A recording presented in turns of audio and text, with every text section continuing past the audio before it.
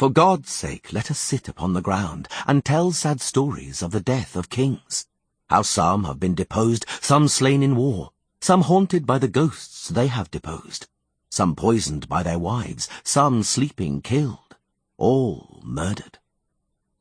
William Shakespeare, Richard II. Chapter 18. The weather on the day of the royal wedding had been wonderful from early morning. The blue sky over Carrack not sullied by even a single cloud. It had been very warm since the morning, but the hot weather was tempered by a sea breeze. There had been a commotion in the upper town from the early morning. The streets and squares had been thoroughly swept, the house fronts decorated with ribbons and garlands and pennants put on flagpoles. Since the morning, a line of suppliers had streamed along the road leading to the royal palace. Laden wagons and carts passed empty ones on their way back, and porters, craftsmen, merchants, messengers and couriers ran up the hill. Some time after, the road had teemed with sedan chairs carrying wedding guests to the palace. "My nuptials are no laughing matter," King Belohan was heard to have said. "My nuptials will become lodged in people's memory and talked about through the whole wide world." On the order of the king, the celebrations were thus meant to begin in the morning and last long into the night. The guests would be facing quite unprecedented attractions throughout the whole day. Carrack was a tiny kingdom, and actually fairly insignificant. Hence, Geralt doubted whether the world was particularly bothered about Belohan's nuptials, even though he had decided to hold balls the entire week and God knows what attractions he had come up with. And there was no chance the people living more than 100 miles away could have heard of the event. But to Belohan, as was universally known, the city of Carrack was the centre of the world, and the world was the small region surrounding Carrack. Geralt and Dandelion were both dressed as elegantly as they could manage, and the Witcher had even purchased for the celebrations a brand-new calfskin jacket, for which he had paid well over the odds. As for Dandelion, he had announced from the beginning that he would scorn the royal nuptials and take no part in them, for he had been added to the guest list as a relative of the royal instigator, and not as the world-famous poet and bard. And he had not been invited to perform. Dandelion regarded that as a slight and took umbrage. As was customary with him, his resentment didn't last long, no more than half a day. Flagpoles were erected along the entire road winding up the hillside to the palace, and on them hung yellow pennants with the coat of arms of Carrack, a blue dolphin naiad with red fins and tail languidly fluttering in the breeze. Dandelion's kinsman, Ferrand de Lettenhover, assisted by several royal guardsmen wearing livery with the heraldic dolphin, in other words, blue and red, was waiting for them outside the entrance to the palace complex. The instigator greeted Dandelion and called over a page who was charged with assisting the poet and escorting him to the place of the party. "And I would ask you, my Lord Geralt, to come with me." They walked through the grounds along a side avenue, passing an area obviously used for utilities, from where they could hear the clank of pots and kitchen utensils, as well as the vile insults the chefs were dishing out to the kitchen porters. On top of that, however, was the pleasant and appetizing smell of food.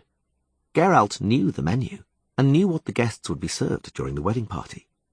A few days before, he and Dandelion had visited the Natura Rerum Osteria. Phoebus Revenger, not concealing his pride, had boasted that he and several other restaurateurs were organizing the feast and composing a list of dishes for the preparation of which only the most distinguished of local chefs would be hired. "Sautéed oysters, sea urchins, prawns and crabs will be served for breakfast," he had said. "For a mid-morning snack there will be meat jellies and various pasties, smoked and marinated salmon, duck in aspic, sheep and goat's cheese. For luncheon there will be ad libitum, meat or fish broth. On top of that, meat or fish patties, tripe with liver meatballs, grilled monkfish glazed with honey, and sea perch with saffron and cloves. Afterwards," Revenger intoned, modulating his breathing like a trained orator, "will be served cuts of roast meat in white sauce with capers, eggs and mustard, swan's knees in honey, capons draped in fatback, partridges and quince conserve, roast pigeon and mutton liver pie with barley groats, salads and divers vegetables, then caramels, nougats, stuffed cakes, roast chestnuts, preserves and marmalades. Wine from Toussaint, naturally, will be served continuously and without pause." Revenger described it so vividly it was mouth-watering. Geralt doubted, however, that he would manage to taste anything from the extensive menu. He was by no means a guest at the nuptials. He was in a worse situation than the pages, who could always pluck some morsels from the dishes, or at least stick a finger in the creams, sauces, or forcemeats as they hurried by. The main location of the celebrations was the palace grounds, once the temple orchard, with modifications and extensions by the kings of Kerak, mainly in the form of colonnades, bowers, and temples of contemplation. Today, many colourful pavilions had been additionally erected among the trees and buildings, and sheets of canvas stretched over poles offered shelter from the heat of the day. A small crowd of guests had already gathered. There weren't meant to be too many, some 200 in total. It was rumoured that the king himself had drawn up the list, and only a select circle, la crème de la crème itself, would be receiving invitations. For below him, it turned out, his close and distant relatives constituted the larger part of the elite. Aside from them, the local high society, key administrative officials, and the wealthiest local and foreign businessmen and diplomats, meaning spies from neighbouring countries posing as commercial attachés, had also been invited. The list was completed by quite a large group of sycophants, grovellers, and preeminent arse-kissers. Prince Egmont was waiting outside one of the side entrances to the palace, dressed in a short black jacket with rich silver and gold embroidery. He was accompanied by a few young men. They all had long, curled hair, and were wearing padded doublets and tight hose with terribly fashionable and excessively large codpieces. Geralt didn't like the look of them, not just because of the mocking glances they were shooting at his apparel. They reminded him too much of Sorrel Daggerland. At the sight of the instigator and the Witcher, the prince immediately dismissed his entourage. Only one individual remained. He had short hair and wore normal trousers. In spite of that, Geralt didn't like the look of him either. He had strange eyes and an unprepossessing look. Geralt bowed before the prince. The prince didn't return the bow naturally. "Hand over your sword," he said to Geralt, right after his greeting. "You may not parade around with a weapon. Don't fret. Although you won't see your sword, it will be close at hand the whole time. I've issued orders. Should anything occur, the sword will immediately be returned to you. Captain Robb here will take charge of that." "And what's the likelihood of anything happening?" "Were there no chance or little chance, would I be bothering you?" Egmont examined the scabbard and blade. "Oh, a sword from Vireleda. Not a sword, but a work of art. I know, for I once had a similar one. My half-brother, Viraxus, stole it from me. When my father banished him, he appropriated a great deal of things that didn't belong to him before leaving. No doubt as souvenirs." Ferron de Lettenhove cleared his throat. Geralt recalled Dandelion's words. It was forbidden to utter the name of the banished firstborn son at court. But Egmont was clearly ignoring the prohibitions. "A work of art," repeated the prince, still examining the sword. "Without asking how you came by it, I congratulate you on the acquisition, but I can't believe the stolen ones were any better than this." "That's a matter of taste and preference. I prefer to recover the stolen ones. Your Royal Highness and my Lord Instigator vouched that you would find the thief. It was, I take the liberty of recalling, the condition on which I undertook the task of protecting the king. The condition has clearly not been met." "It clearly hasn't," Egmont admitted coldly, handing the sword to Captain Robb, the man with the malevolent gaze. "I thus feel obliged to compensate you for it. Instead of the 300 crowns I had planned to pay you for your services, you will receive 500. I also add that the investigation regarding your swords is ongoing, and you may yet recover them. Ferron allegedly has a suspect, haven't you?" "The investigation explicitly indicated the person of Nicephore Mewis, a municipal and judicial clerk," Ferron de Lettenhove announced dryly. "He has fled, but his recapture is imminent." "I trust so," the prince snorted. "It can't be such a feat to catch an ink-stained petty clerk, who in addition must have acquired piles from sitting at a desk, which hinder escape both on foot and horseback. How did he manage to escape at all? We are dealing with a very volatile person." The instigator cleared his throat. "And probably a madman. Before he vanished, he caused a revolting scene in Ravenga's restaurant concerning, forgive me, human feces. The restaurant had to be closed for some time because— I shall spare you the gory details. The stolen swords were not discovered during a search carried out at Mewis' lodgings, but instead— forgive me— a leather satchel filled to the brim with— Enough! I can guess what," Egmont grimaced. "Yes, that indeed says a great deal about the individual's psychological state. Your swords, Witcher, have probably been lost, then. Even if Ferron captures him, he won't learn anything from a madman. It's not even worth torturing men like him. They only talk gibberish on the rack. And now forgive me, duty calls. Ferron de Lettenhover escorted Geralt towards the main entrance to the palace grounds. Shortly after, they found themselves in a stone-slabbed courtyard, where seneschals were greeting the guests as they arrived, and guardsmen and pages were escorting them further into the grounds. "What may I expect?" "I beg your pardon?" "What may I expect today? What part of that didn't you understand?" "Prince Xander has boasted in front of witnesses that he will be crowned king tomorrow," said the instigator in a low voice. "But it isn't the first time he's said that, and he's always been in his cups when he has." "Is he capable of carrying out a coup?" "Not especially. But he has a camarilla, confidants and favourites. They are more capable." "How much proof is there in the rumour that Belohon will today announce as his successor the son his betrothed is carrying?" "Quite some. And Egmont, who's losing his chances for the throne, lo and behold, is hiring a witcher to guard and protect his father. What commendable filial love!" "Don't digress. You took on the task, now execute it." "I did, and I shall, although it's extremely vague. I don't know who, if anything happens, will be pitted against me. But I probably ought to know who will support me if anything happens. If such a need arises, the sword, as the prince promised, will be given to you by Captain Robb. He will also back you up. I shall help as far as I am able, because I wish you well." "Since when?" "I beg your pardon. We've never spoken face to face. Dandelion has always been with us, and I didn't want to bring up the subject with him there. The detailed documentation about my alleged frauds. How did Egmont come by it? Who forged it? Not him, of course." "You did, Ferron." "I had nothing to do with it, I assure you. You're a rotten liar for a guardian of the law. It's a mystery how you landed your position." Ferron de Lettenhover pursed his lips. "I had to," he said. "I was carrying out orders." The Witcher looked long and hard at him. "You wouldn't believe how many times I've heard similar words," he finally said. "But it's comforting to think that it was usually from the mouths of men who were about to hang." Litternair was among the guests. He spotted her easily, because she looked eye-catching. The bodice of her vivid green crepe-de-chine gown, with its plunging neckline, was decorated with embroidery in the form of a stylized butterfly, sparkling with tiny sequins. It was edged with frills. Frilly dresses on women older than 10 usually evoked ironic sympathy in the Witcher, while on Litter's dress they harmonized with the rest of it with more than attractive results. The sorceress's neck was adorned with a necklace of polished emeralds, none smaller than an almond, and one considerably larger. Her red hair was like a forest fire.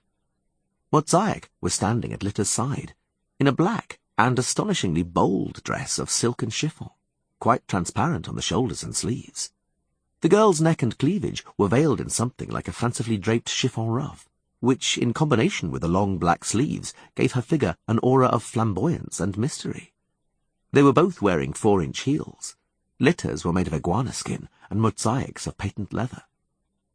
Geralt hesitated to approach for a moment, but only a moment.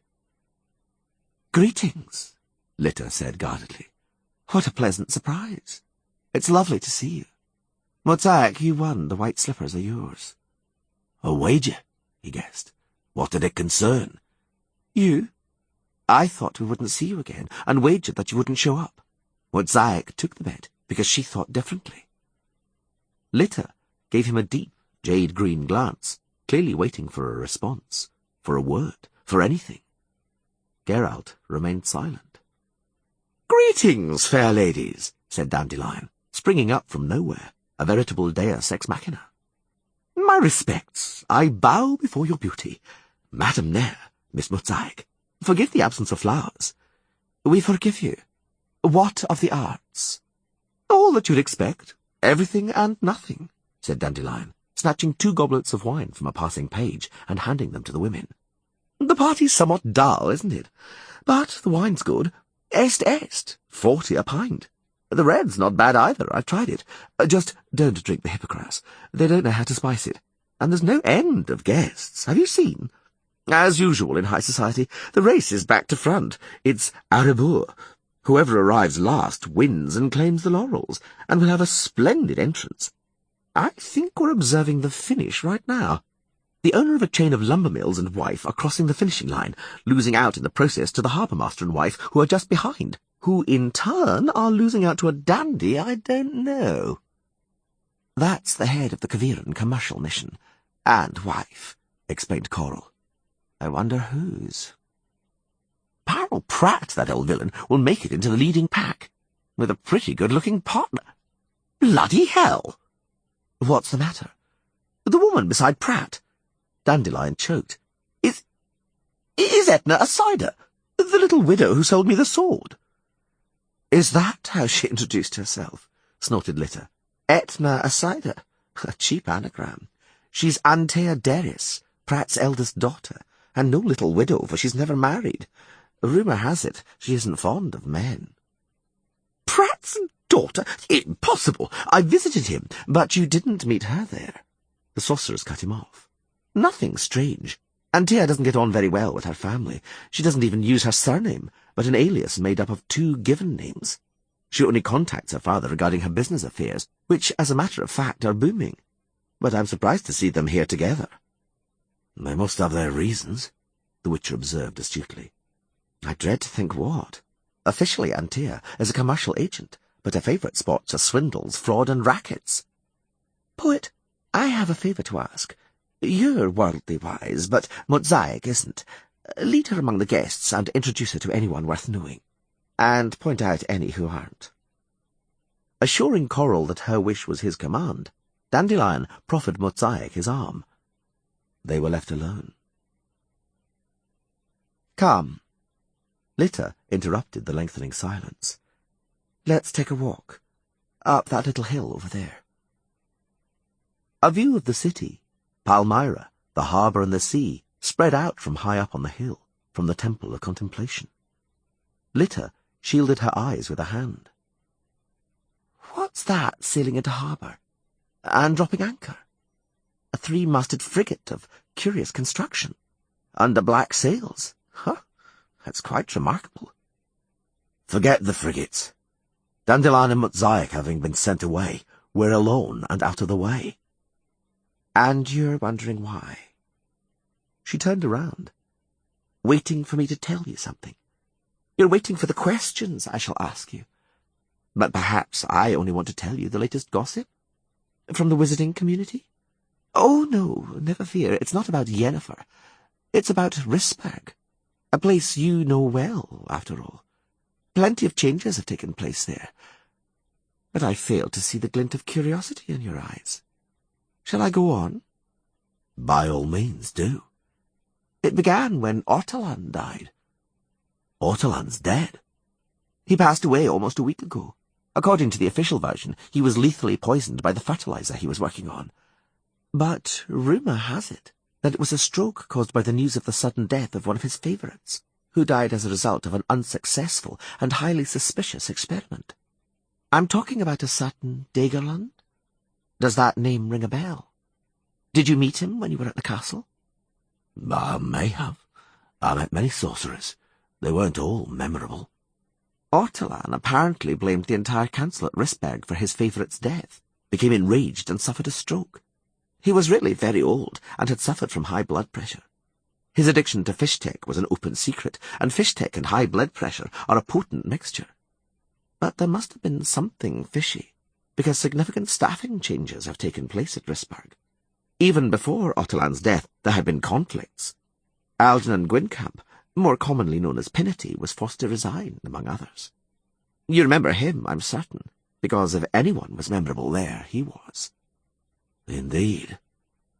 Ortolan's death, Coral glared at him keenly, provoked a swift response from the chapter, who had much earlier been aware of some worrying tidings concerning the antics of the deceased and his favourite. Interestingly, and increasingly typically in our times, a tiny pebble triggered the landslide. An insignificant commoner, an overzealous shire reeve or constable. He forced his superior, the bailiff from Gorsvalen, to take action. The bailiff took the accusations higher up, and thus, rung by rung, the affair reached the royal council and thence the chapter. To keep things brief, people were accused of negligence. Biruta Icarti had to leave the board. She went back to lecture at Aretusa. Pockmarked Axel and Sandofel left. Sanjanis kept his job, gaining the chapter's pardon by informing on the others and shifting all the blame onto them. What do you say to that? Do you have anything to say? What can I say? It's your business, and your scandals. Scandals that erupted at Risberg soon after your visit. You overrate me, Coral, and my influence. I never overrate anything, and seldom underrate. Mosaic and Dandelion will be back any moment, he said, looking her in the eyes. And after all, you didn't bring me here without a reason. Will you tell me what this is about? She withstood his gaze. You know very well what this is about, she replied, so don't offend my intelligence by lowering your own. You haven't come to see me in over a month. No, don't think I desire mawkish melodrama or pathetic sentimental gestures. I don't expect anything more from the relationship that's finishing than a pleasant memory. It seems to me you use the word relationship. Its semantic capacity is indeed astounding. Nothing but a pleasant memory, she said, ignoring his comment and holding his gaze. I don't know what it's like for you, but as far as I'm concerned, I'll be frank, things aren't that good. It would, I think, be worth making some serious efforts to that end. I don't think much would be necessary. Why, something small but nice. A nice final note, something to leave a pleasant memory. Could you manage something like that? Would you like to visit me? He didn't manage to answer. The bell in the belfry began to toll deafeningly, striking 10 times. Then trumpets sounded a loud, brassy and slightly cacophonous fanfare. The crowd of guests was parted by blue and red guardsmen forming a double line. The marshal of the court appeared beneath the portico in the entrance to the palace, wearing a gold chain around his neck and holding a staff as big as a fence-post. Behind him strode heralds, and behind the heralds seneschals, and behind the seneschals, wearing a sable calpac and holding a sceptre, marched Belohan, king of Kerak, in bony and wiry person. At his side walked a willowy young blonde in a veil, who could only have been the royal betrothed, and in the very near future his wife and queen. The blonde was wearing a snow-white dress, and was bedecked in diamonds, perhaps rather too lavishly, in a rather nouveau riche and rather tasteless style. Like the king, she bore on her shoulders an ermine cloak which was held by pages. The royal family followed on behind the royal couple, at least a dozen paces behind the pages holding the train, which spoke volumes about their status. Egmont was there, naturally, and beside him a man as fair-skinned as an albino, who could only have been his brother Xander. Beyond the brothers walked the rest of the relatives, several men, several women, and a few teen-aged boys and girls, evidently the king's legitimate and illegitimate offspring. Amid the bowing male and low-curtsying female guests, the royal procession reached its destination, which was a raised platform somewhat resembling a scaffold. 2 thrones had been placed on the platform, which was roofed over by a canopy and covered at the sides by tapestries. The king and the bride sat down on the thrones. The rest of the family had to stand. The trumpets assaulted the ears a second time with their brassy braying. The marshal of the court, brandishing his arms like a conductor in front of an orchestra, encouraged the guests to shout, cheer, and toast the duo. The guests and courtiers tried to outdo each other by showering the soon-to-be-wed couple from all sides with wishes for eternal good health, happiness, success, long, longer, and even longer lives. King Belohan maintained his haughty and huffy expression, and only demonstrated his pleasure with the good wishes, compliments and praises being sung to him and his bride-to-be, by subtle twitches of his sceptre. The marshal of the court silenced the guests, and gave a long speech, smoothly shifting from grandiloquence to bombast and back again. Geralt devoted all his attention to watching the crowd, hence he only listened with half an ear. King Belohan, the marshal of the court proclaimed to all and sundry, was genuinely glad that so many people had come, was overjoyed to welcome everybody on such an auspicious occasion, and wished them precisely the same as they wished him. The wedding ceremony would be taking place in the afternoon, and until then the guests were invited to eat, drink and be merry, and avail themselves of the numerous attractions planned for the event. The braying of the trumpets proclaimed the end of the official part. The royal procession began to leave the gardens. Among the guests, Geralt had managed to observe several small groups behaving quite suspiciously. One group in particular bothered him, because they hadn't bowed to the procession as low as the others, and were attempting to shove their way towards the palace gate. He drifted towards the double file of soldiers in blue and red. Litter walked beside him. Belohan strode with his eyes fixed straight ahead. The bride-to-be was looking around, occasionally nodding at the guests, greeting her. A gust of wind raised her veil for a moment. Geralt saw her large blue eyes. He saw those eyes suddenly find Litter near amid the throng, and saw the eyes light up with hatred. Pure, unadulterated, distilled hatred. It lasted a second, and then the trumpets resounded, the procession passed, and the guardsmen marched on. The suspiciously behaving little group had, as it turned out, only been aiming at the table laden with wine and hors d'oeuvre, which they besieged and stripped ahead of the other guests. Performances began on makeshift stages dotted here and there. Musicians played fiddles, lyres, pipes and recorders, and choirs sang.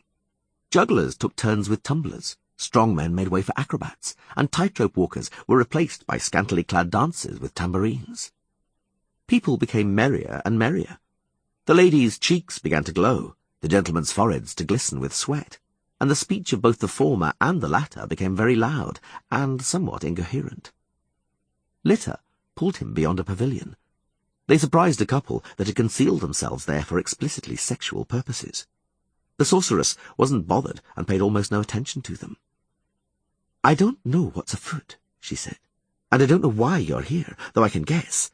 But keep your eyes open, and anything you do, do with prudence. The royal betrothed is none other than Ildiko Brechel." "I won't ask you if you know her. I saw that look." "Ildiko Brechel," Coral repeated. "That's her name. She was turfed out of Arethusa in the 3rd year for petty theft. She's done well for herself, as you can see. She didn't become a sorceress, but she'll be a queen in a few hours. The cherry on the tart, damn it. She's only meant to be 17. The old fool. Ildiko is a good 25. And appears not to like you. The feeling's mutual. She's a born schemer. Trouble always follows her around. But that's not all. The frigate that sailed into the harbour under black sails? I know what she is. I've heard about her. She is Acherontia, and is extremely infamous. Wherever she appears, something happens. What, for example? She has a crew of mercenaries who can allegedly be hired to do anything. And what do you hire mercenaries for? Bricklaying? I have to go. Forgive me, Coral. Whatever occurs, she said slowly, looking him in the eyes. Whatever happens, I can't be embroiled in it. Never fear. I don't mean to ask for your help. You misunderstood me. No doubt. Forgive me, Coral. Just beyond the ivy-grown colonnade, he bumped into Mosaic, coming the other way. Astonishingly calm and cool among the heat, hubbub and commotion. Where's Dandelion? Did he leave you? He did, she sighed, but excused himself politely, and also asked me to apologize to you. He was invited to perform in private, in the palace chambers for the Queen and her ladies-in-waiting. He couldn't refuse. Who asked him? A man with a soldierly look and a strange expression in his eyes. I have to go. Forgive me, Mosaic.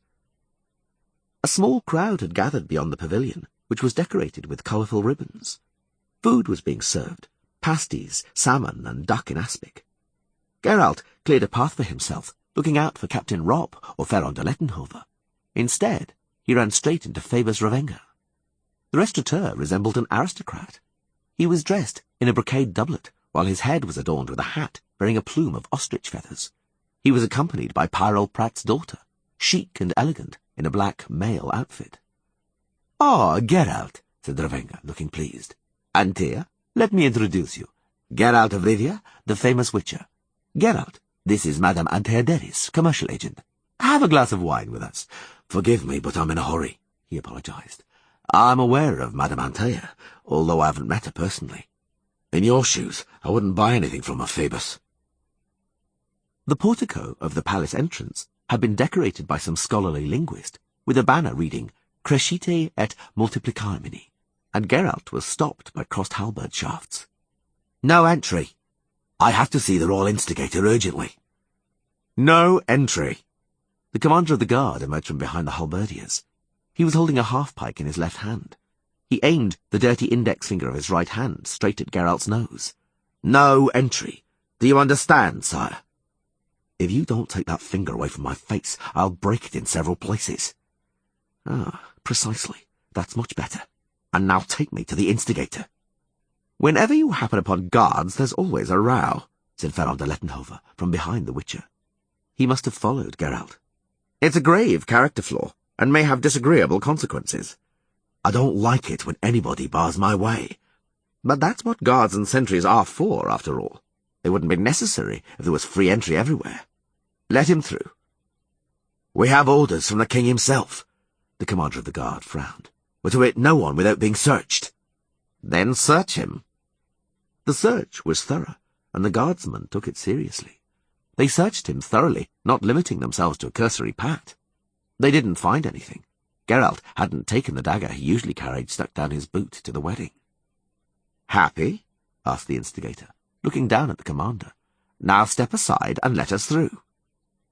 May your excellency forgive me, the commander drawled. The king's order was unequivocal. It applied to everyone. Whatever next? Don't forget yourself, lad. Do you know who stands before you? Everyone is to be searched, said the commander, nodding towards the guardsman. The order was clear. Please don't make problems. Your excellency, for us, or for yourself. What's happening today? Regarding that, please see my superiors. They ordered me to search everybody. The instigator swore under his breath and yielded to the search. He didn't even have a penknife. I'd like to know what this is all about, he said, when they were finally walking along the corridor. I'm seriously perturbed, Witcher. Did you see Dandelion? He was apparently summoned to the palace to sing. I know nothing of that. But did you know that the Acherontia has sailed into harbour? Does that name mean anything to you? A great deal, and my anxiety grows by the minute. Let's make haste. Guardsmen, armed with partisans, were moving around the vestibule, once the temple cloisters, and blue and red uniforms also flitted through the cloisters. The clatter of boots and raised voices reached them from the corridor. I say, said the instigator, beckoning at a passing soldier. Sergeant, what's going on here? Forgive me, Your Excellency. I'm hurrying with orders. Stand still, I say. What's going on? I demand an explanation. Is something the matter? Where is Prince Egmont? Mr. Ferron de Lettenhover?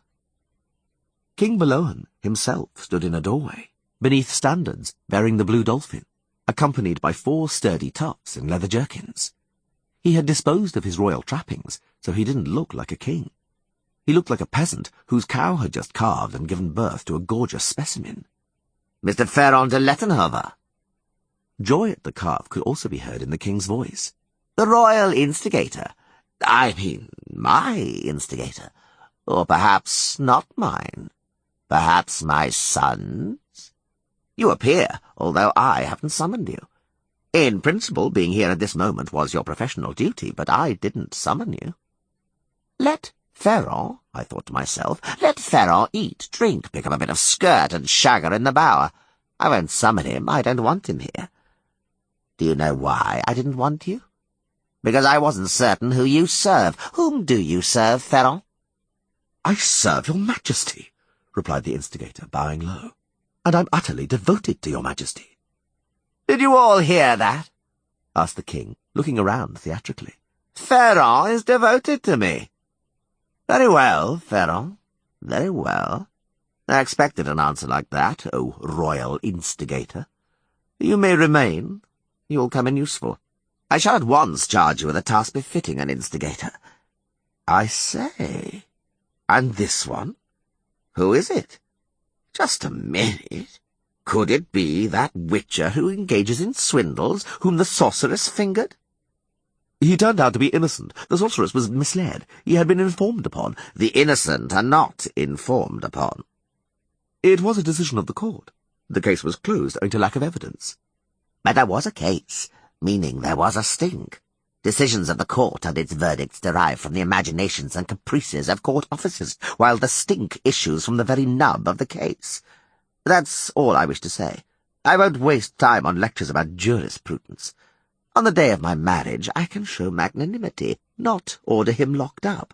But get that witcher out of my sight at once, and may he never darken my door again. Your Majesty, I am perturbed. Acherontia has allegedly sailed into port. In this situation, safety considerations dictate the need for protection. The witcher could— Could what? Shield me with his own bosom? Paralyze the assassins with a witcher's spell? For did Egmont, my loving son, charge him with such a task? To protect his father and ensure his safety? Step this way, Ferron. Why, and you bloody come too, Witcher. I'll show you something. You'll see how one takes care of one's own safety and guarantees one's self-protection. Have a good look. Listen. Perhaps you'll learn something and find something out about yourselves. Come on, follow me. They set off, urged by the king and surrounded by the bruisers in leather jerkins. They entered a large room where a throne stood on a dais beneath a plafond decorated with waves and sea monsters. Belohan seated himself on the throne. Opposite, beneath a fresco portraying a stylized map of the world, the king's sons sat on a bench, guarded by other bruisers. The princes of Kerak, the coal-black-haired Egmont, and the albino-blonde Xander. Belohan sat back comfortably on his throne. He looked down on his sons with the air of a victorious commander before whom kneel his enemies, crushed in battle, begging for mercy. However, the victors on the paintings Geralt had seen usually wore expressions of gravity, dignity, nobility, and magnanimity for the vanquished. One would have searched in vain for that on Belohan's face. It was painted with nothing but scathing derision. "My court jester fell ill yesterday," spoke the king. "He came down with the shits. What bad luck, I thought. There'd be no jokes, no japes, no fun and games. I was wrong. It's funny. So funny, it's side-splitting. For you two, my sons, are hilarious. Pathetic, but hilarious. In the coming years, I guarantee, lying in bed with my little wife after amorous capers and frolics, whenever we recall you and this day, we shall laugh until we weep, for there's nothing funnier than a fool." Xander, it was readily apparent, was afraid. His eyes were sweeping over the chamber, and he was sweating profusely. Egmont, on the contrary, didn't evince any fear. He looked his father straight in the eyes, and returned the derision as his father spoke on. "Folk wisdom declares, hope for the best, expect the worst. So I was prepared for the worst. For could there be anything worse than betrayal by one's own sons? I placed agents among your most trusted comrades. Your accomplices betrayed you immediately as soon as I put the screws on them. Your factotums and favourites are right now fleeing the city. Yes, my sons, you thought me deaf and blind, old, senile and decrepit. You thought I couldn't see that you both craved the throne and crown, that you desired them like a swine desires truffles. A swine that sniffs out a truffle loses its head, from desire, lust, urges, and untamed appetite. The swine goes insane, squeals, burrows, paying no heed, as long as it can get hold of the truffles. You need to whack it severely with a stick to drive it away. And you, my sons, turned out to be just such swine. You sniffed out a mushroom and went berserk with lust and cravings. But you'll receive shit, and no truffles, though you will taste a thrashing. You acted against me, my sons. You violated my authority and person. The health of people who act against me usually deteriorates violently. It's a fact confirmed by medical science. The frigate Acherontia has dropped anchor in the harbour. It sailed here on my orders. It was I who commissioned the captain. The court will convene tomorrow morning, and the verdict will be reached before noon, and at noon the two of you will be aboard the ship. They'll only allow you to disembark once the frigate passes the lighthouse at Pays de Mar, which means, in practical terms, that your new place of abode will be Nazir, Ebbing, Mecht, or Nilfgaard, or the very end of the world and the gates of hell, if it's your will to travel there, for you shall never return to these parts. Ever. If you want your heads to remain on your shoulders. You mean to banish us? Howled Xander. As you banished Viraxas. Will you also forbid our names from being mentioned at court? I banished Viraxas in wrath and without a judgment, which doesn't mean I wouldn't have him beheaded should he dare to return. The tribunal will sentence you to exile, legally and bindingly. Are you so sure of that? We shall see. We shall see what the court has to say about such lawlessness. The court knows what verdict I expect, and that's the one it will pronounce, unanimously. Like hell it'll be unanimous. The courts are independent in this country. The courts, maybe, but the judges aren't. You're a fool, Xander. Your mother was as thick as two short planks, and you take after her. You certainly didn't concoct the murder plot yourself. One of your favourites planned it all. But actually, I'm glad you did. I'll gleefully rid myself of you. It's different with Egmont. Yes, Egmont is cunning. The Witcher, hired by the caring son to protect his father. Ah, how shrewdly you kept that a secret, so that everybody found out. And then the contact poison. A wily thing, poison like that. My food and drink is tasted, but who'd have thought of the handle of the poker from the fireplace in the royal bedchamber? The poker I use and don't let anybody touch. Cunning, my son, cunning. Pity that your poisoner betrayed you, but that's the way it is. Traitors betray traitors. Why do you say nothing, Egmont? Do you have nothing to say? Egmont's eyes were cold, and still showed no traces of fear. He isn't at all daunted by the prospect of banishment, thought Geralt. He isn't thinking about banishment or going into exile. Isn't thinking about Acherontia, isn't thinking about Pays de Mar. So what is he thinking about? Nothing to say, son, repeated the king. Only one thing, Egmont said through pursed lips. From the folk wisdom you're so fond of. There's no fool like an old fool. Remember my words, father dear, when the time comes. Take them away. Lock them up and guard them, ordered Blohan. That's your job, Ferrell. The job of the instigator. And now call the tailor in here, the marshal of the court and the notary. Everyone else, out. And you, Witcher. You've learned something today, haven't you? Have you learned something about yourself? Namely, that you're a naive chump? If you've understood that, then there'll be some benefit from your visit today. A visit which has just finished. Hi, over there, 2 men to me. Escort this Witcher to the gate and eject him from it, making sure first that he hasn't swiped any of the silverware. Captain Ropp barred their way in the corridor outside the throne room, accompanied by 2 individuals with similar eyes, movements, and bearing. Geralt would have wagered that all 3 of them had once served in the same unit. He suddenly understood. He suddenly realized he knew what was about to happen, how things would develop. Thus, it came as no surprise to him when Ropp announced he was taking control of the escort and ordered the guardsmen away. The Witcher knew the captain would order him to follow. As he had expected, the other 2 men were close behind. He had a foreboding about who he would find in the chamber they were about to enter. Dandelion was as white as a sheet and clearly terrified, but probably unharmed. He was sitting on a chair with a high backrest. Behind the chair stood a skinny character with hair combed and plaited into a queue. The character was holding a misericord with a long, narrow, 4-sided blade. The blade was pressed against the poet's neck, below his jaw, slanting upwards.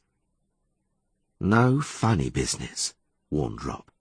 "No funny business, Witcher. One false move, even one twitch, and Mr. Samsa will stick the minstrel like a hog. He won't hesitate. Geralt knew that Mr. Samsa wouldn't hesitate, because Mr. Samsa's eyes were even nastier than Rop's.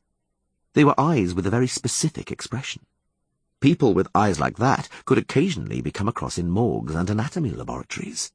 They weren't employed there by any means to support themselves, but to have the opportunity to indulge their dark predilections. Geralt now understood why Prince Egmont had been so calm, why he had been looking ahead fearlessly, and into his father's eyes. "We ask you to be obedient," said Rob. "If you're obedient, you'll both get out alive. Do what we ask, and we'll release you and the poetaster," the captain continued to lie. "If you're obstructive, we'll kill you both." "You're making a mistake, Rob." "Mr. Samsa will remain here with the minstrel," said Rob, unconcerned by the warning. "We, I mean you and I, will go to the royal chambers. There'll be a guard. I have your sword, as you see. I'll give it back to you, and you'll deal with the sentries, and the reinforcements that the guards will summon before you kill them all. On hearing the din, the chamberman will spirit the king away through a secret exit, and Messrs. Richter and Tverderuk will be waiting there. They will change the succession of the throne and the history of the local monarchy." "You're making a mistake, Rob." "Now," said the captain, moving in very close. "Now you will confirm that you've understood the task and will execute it. Should you not, before I count to 10 under my breath, Mr. Samsa will rupture the minstrel's right eardrum, and I shall carry on counting. If the desired result does not ensue, Mr. Samsa stabs the other ear, and will then gouge out the poet's eye, and so on, to the bitter end, which is a jab to the brain. I'm starting to count, Witcher." "Don't listen to him, Geralt." Dandelion somehow managed to make a sound from his constricted throat. "They won't dare to touch me. I'm famous." "He doesn't seem to be taking us seriously. Mr. Samsa, the right ear." "Stop! No!" "That's better," nodded Rob. "Much better, Witcher. Confirm that you've understood the task, and that you'll execute it." "First, move that dagger away from the poet's ear." "Ha!" snorted Mr. Samsa, lifting the misericord high over his head. "Is that better?" "Better." Geralt's left hand caught Rob by the wrist, and his right seized the hilt of his sword. He pulled the captain towards him with a powerful tug and headbutted him in the face with all his strength. There was a crunching sound. The Witcher jerked the sword from the scabbard before Rob fell, and with one fluid movement, coming out of a short spin, hacked off Samsa's raised hand. Samsa yelled and dropped to his knees. Richter and Tverderuk, daggers drawn, fell on the Witcher, who spun among them. In passing, he slit open Richter's neck, and blood spurted right up to the chandelier on the ceiling. Tverderuk attacked, leaping in knifeman's feints, but he tripped on Rop's inert body, losing his balance for a moment. Geralt didn't let him recover. With a rapid lunge, he slashed him from below in the groin, and a second time from above in the carotid artery. Tverderuk fell over and curled up in a ball. Mr. Samsa took him by surprise. Although lacking his right hand, although gushing blood from the stump, he found the misericord on the floor with his left hand, and aimed it at Dandelion. The poet screamed, yet demonstrated presence of mind. He fell from his chair and put it between himself and the assailant. Geralt didn't let Mr. Samsa do anything else. Blood once again splashed the ceiling. The chandelier and the candle ends stuck into it. Dandelion got up from his knees, rested his forehead against the wall, then vomited extremely copiously and splattering the floor. Ferrand de Lettenhover rushed into the chamber with several guardsmen. "What's going on? What happened? Julian! Are you in one piece? Julian!" Dandelion raised a hand, signalling that he would answer in a moment, because he didn't have time right then, and vomited again. The instigator ordered the guardsmen to leave and closed the door behind them. He looked at the bodies cautiously, so as not to tread in the spilt blood, and making certain that the blood dripping from the chandelier didn't stain his doublet. "Samsa, Tverderuk Richter," he said, listing them, "and Master Captain Rob, Prince Egmont's confidants." "They carried out their orders," said the Witcher, shrugging, looking down at his sword. "Like you, they obeyed their orders, and you didn't know anything about it. Confirm that, Ferrand." I didn't know anything about it, the instigator confirmed, hastily, and stepped back, leaning against the wall. I swear, you can't possibly suspect. You don't think... If I did, you'd be dead. I believe you. You wouldn't have risked Dandelion's life after all. The king must be informed. I'm afraid that for Prince Egmont it may mean amendments and appendices to the indictment. Rob is alive, I think. He'll testify. I doubt he'll be in a fit state. The instigator examined the captain, who was lying stretched out in a pool of urine, salivating copiously and trembling incessantly. What's wrong with him? Shards of nasal bones in the brain, and probably several splinters in his eyeballs. You struck him too hard. That was my intention, said Geralt, wiping the sword blade with a napkin taken from the table. Dandelion, how are you? Everything in order? Can you stand? I'm good. I'm good, gibbered Dandelion. I'm feeling better. Much better. You don't look like someone who's feeling better. Damn it, I've barely escaped with my life, said the poet, getting to his feet and holding onto a bureau. For fuck's sake, I've never been so afraid. I felt like the insides were falling out of my arse, and that everything would drop out of me, teeth included. But when I saw you, I knew you'd saved me. I mean, I didn't, but I was counting strongly on it. How much sodding blood there is. How it stinks in here. I think I'm going to puke again.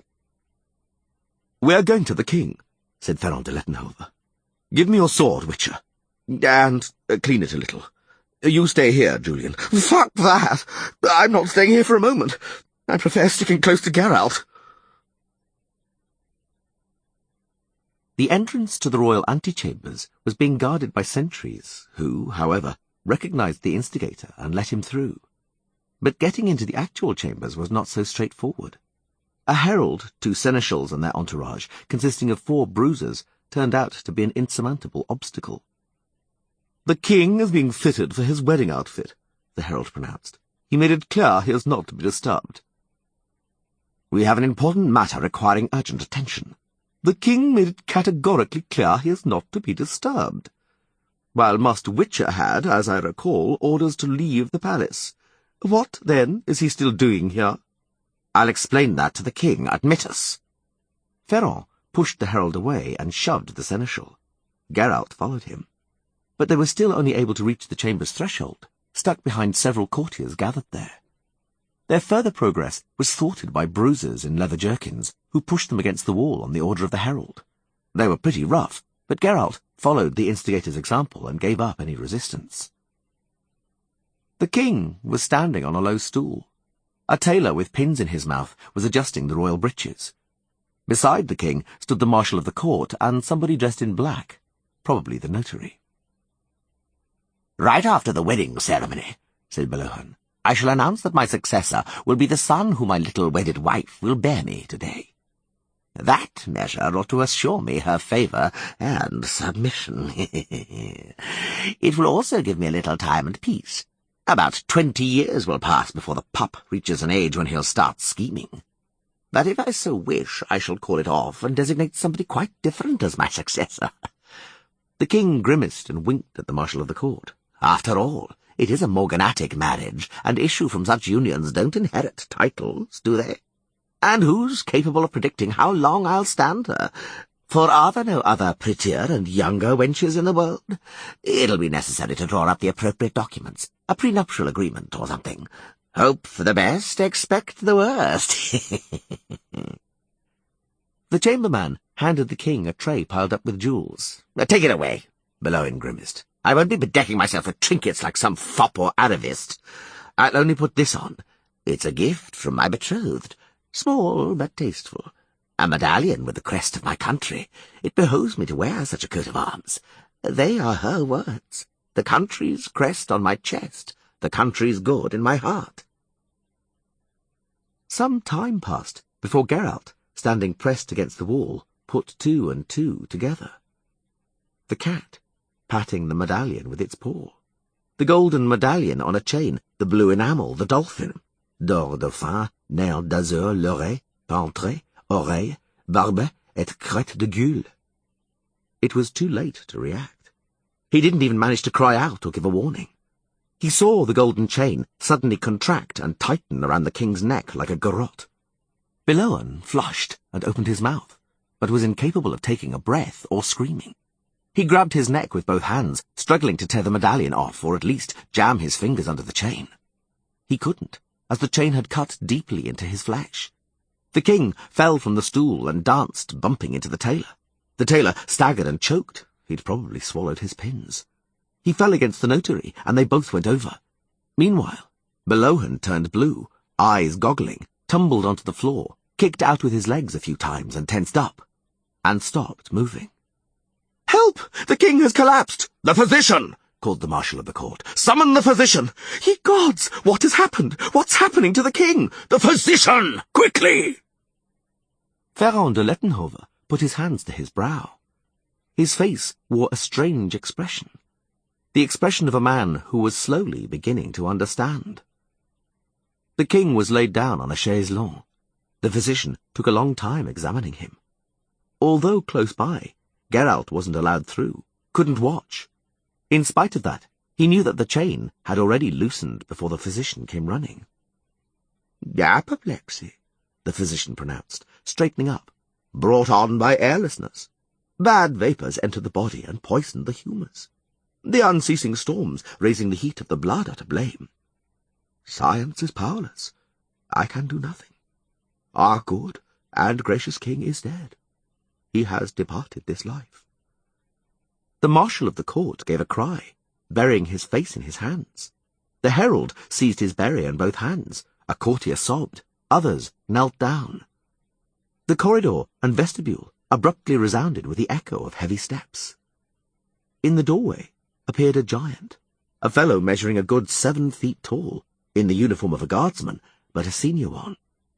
The giant was accompanied by men in headscarves and earrings.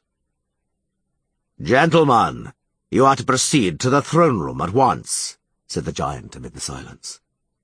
"What throne room?" retorted the marshal of the court irritably. "And why? Do you realize, Lord DeSantis, what has just happened? What misfortune has occurred? You don't understand. To the throne room, by order of the king." "The king is dead." "Long live the king. To the throne room, please. Everybody, at once." About a dozen men were gathered in the throne room, beneath the maritime plafond with the tritons, mermaids, and hippocampi. Some were wearing colourful scarves, some sailors' caps with ribbons. They were all weather-beaten and had earrings. Mercenaries. It wasn't difficult to guess. The crew of the frigate Acherontia. A dark-haired, dark-eyed man with a prominent nose was sitting on the throne on a dais. He was also weather-beaten, but he didn't have an earring. Beside him sat Ildiko Brekel on an extra chair, still in her snow-white gown and still bedecked in diamonds. The, until recently, royal fiancé and betrothed was staring at the dark-haired man with an expression of adoration. For some time, Geralt had been wondering how events would proceed, and guessing at their causes, had been connecting facts and putting 2 and 2 together. Now, though, at that moment, someone with even very limited intellect would have seen and understood that Ildiko Brekel and the dark-haired man knew each other, and very well at that, and had for quite some time. "Prince Viraxus, Prince of Kerak, a moment ago still the heir to the throne and crown, now the king of Kerak, the rightful ruler of the country," announced the giant DeSantis in a booming baritone. The marshal of the court was the first to bow, and then go down on one knee. After him the herald paid homage. The seneschals, bowing low, followed suit. The last person to bow was Ferrand de Lettenhove. "Your Royal Highness." "Your Highness will do for the moment," corrected Viraxus. "I shall be entitled to style myself in full after the coronation, which, indeed, we shall not delay. The sooner the better. Am I right, Marshal?" It was very quiet. The stomach of one of the courtiers could be heard rumbling. "My late lamented father is dead," said Viraxus. "He has joined his revered forebears. Both of my younger brothers, unsurprisingly, have been accused of treason. The trial will be conducted in keeping with the dead king's will. Both brothers will turn out to be guilty, and will leave Carrack forever on the strength of the court's verdict. Aboard the frigate Acherontia, hired by me, and my powerful friends and patrons. The dead king, I happen to know, didn't leave a valid will and testament, or any official directives regarding the succession. I would have respected the king's will, had there been any such directives, but there are none. By right of inheritance, the crown thus belongs to me. Does anyone of the people gathered here wish to oppose that? No one among the people gathered there did. Everybody present was sufficiently endowed with good sense and the instinct of self-preservation. So please begin the preparations for the coronation. May the people within whose jurisdiction it falls busy themselves with it. The coronation will be combined with my nuptials, for I have decided to revive the ancient custom of the kings of Carrack, a law enacted centuries ago, which declares that if the groom dies before his wedding, the fiancé will wed his closest unmarried relative. Ildiko Breckle, as was clear from her radiant expression, was prepared to submit to the ancient custom that very minute. Others of those present remained quiet, undoubtedly trying to recall who had enacted the law, when and on what occasion, and how that custom could have been enacted centuries ago, since the kingdom of Carrack had existed for less than 100 years. But the brows of the courtiers wrinkled with mental effort, then quickly became smooth. Unanimously, they came to the correct conclusion, that, although the coronation hadn't taken place yet, and although he was only His Highness, Viraxas was already essentially king, and the king is always right. "Get out of here, Witcher," whispered Ferron de Lettenhover, pushing Geralt's sword into his hand. "Take Julian away. Vanish, both of you. You haven't seen anything, haven't heard anything. Let no one link you with all this." "I realize," Viraxas swept his gaze of the assembled company, "and understand that for some of you gathered here the situation may seem astonishing. That for some of you the changes are occurring too unexpectedly and without warning, and events are moving too fast. Nor can I rule out that for some of the assembled company things are not happening as they intended, and the state of affairs is not to their liking. Colonel DeSantis immediately threw in his lot on the right side and swore loyalty to me. I expect the same from everybody gathered here. Let us begin with the faithful servants of my late lamented father." He indicated them with a nod. "As well as the executors of the orders of my brother, who made an attempt on my father's life. We shall start with the royal instigator, Lord Ferron de Lettenhover." The instigator bowed. "You will submit to an investigation," warned Viraxas, "which will reveal what role you played in the prince's plot. The plot was a fiasco, which thus qualifies the plotters as inept. I may forgive errors, but not ineptitude. Not when it concerns the instigator, the guardian of law. But that will be later, for we shall begin with essential matters. Come closer, Ferron. We wish you to demonstrate and prove whom you serve. We desire you to pay due homage to us, to kneel at the foot of the throne and kiss our royal hand." The instigator moved obediently towards the dais. "Get out of here," Ferron managed to whisper again. "Vanish as quickly as you can, Witcher." The party in the grounds was in full swing. Litanea immediately noticed blood on Geralt's shirt-sleeve. Mosaic also noticed, and, unlike Litter, went pale. Dandelion grabbed 2 goblets from the tray of a passing page and downed one after the other in single draughts. He grabbed 2 more and offered them to the ladies. They declined. Dandelion drank one and gave the other reluctantly to Geralt. Coral stared at the Witcher with narrowed eyes, clearly tense. "What's happening?" "You'll soon find out."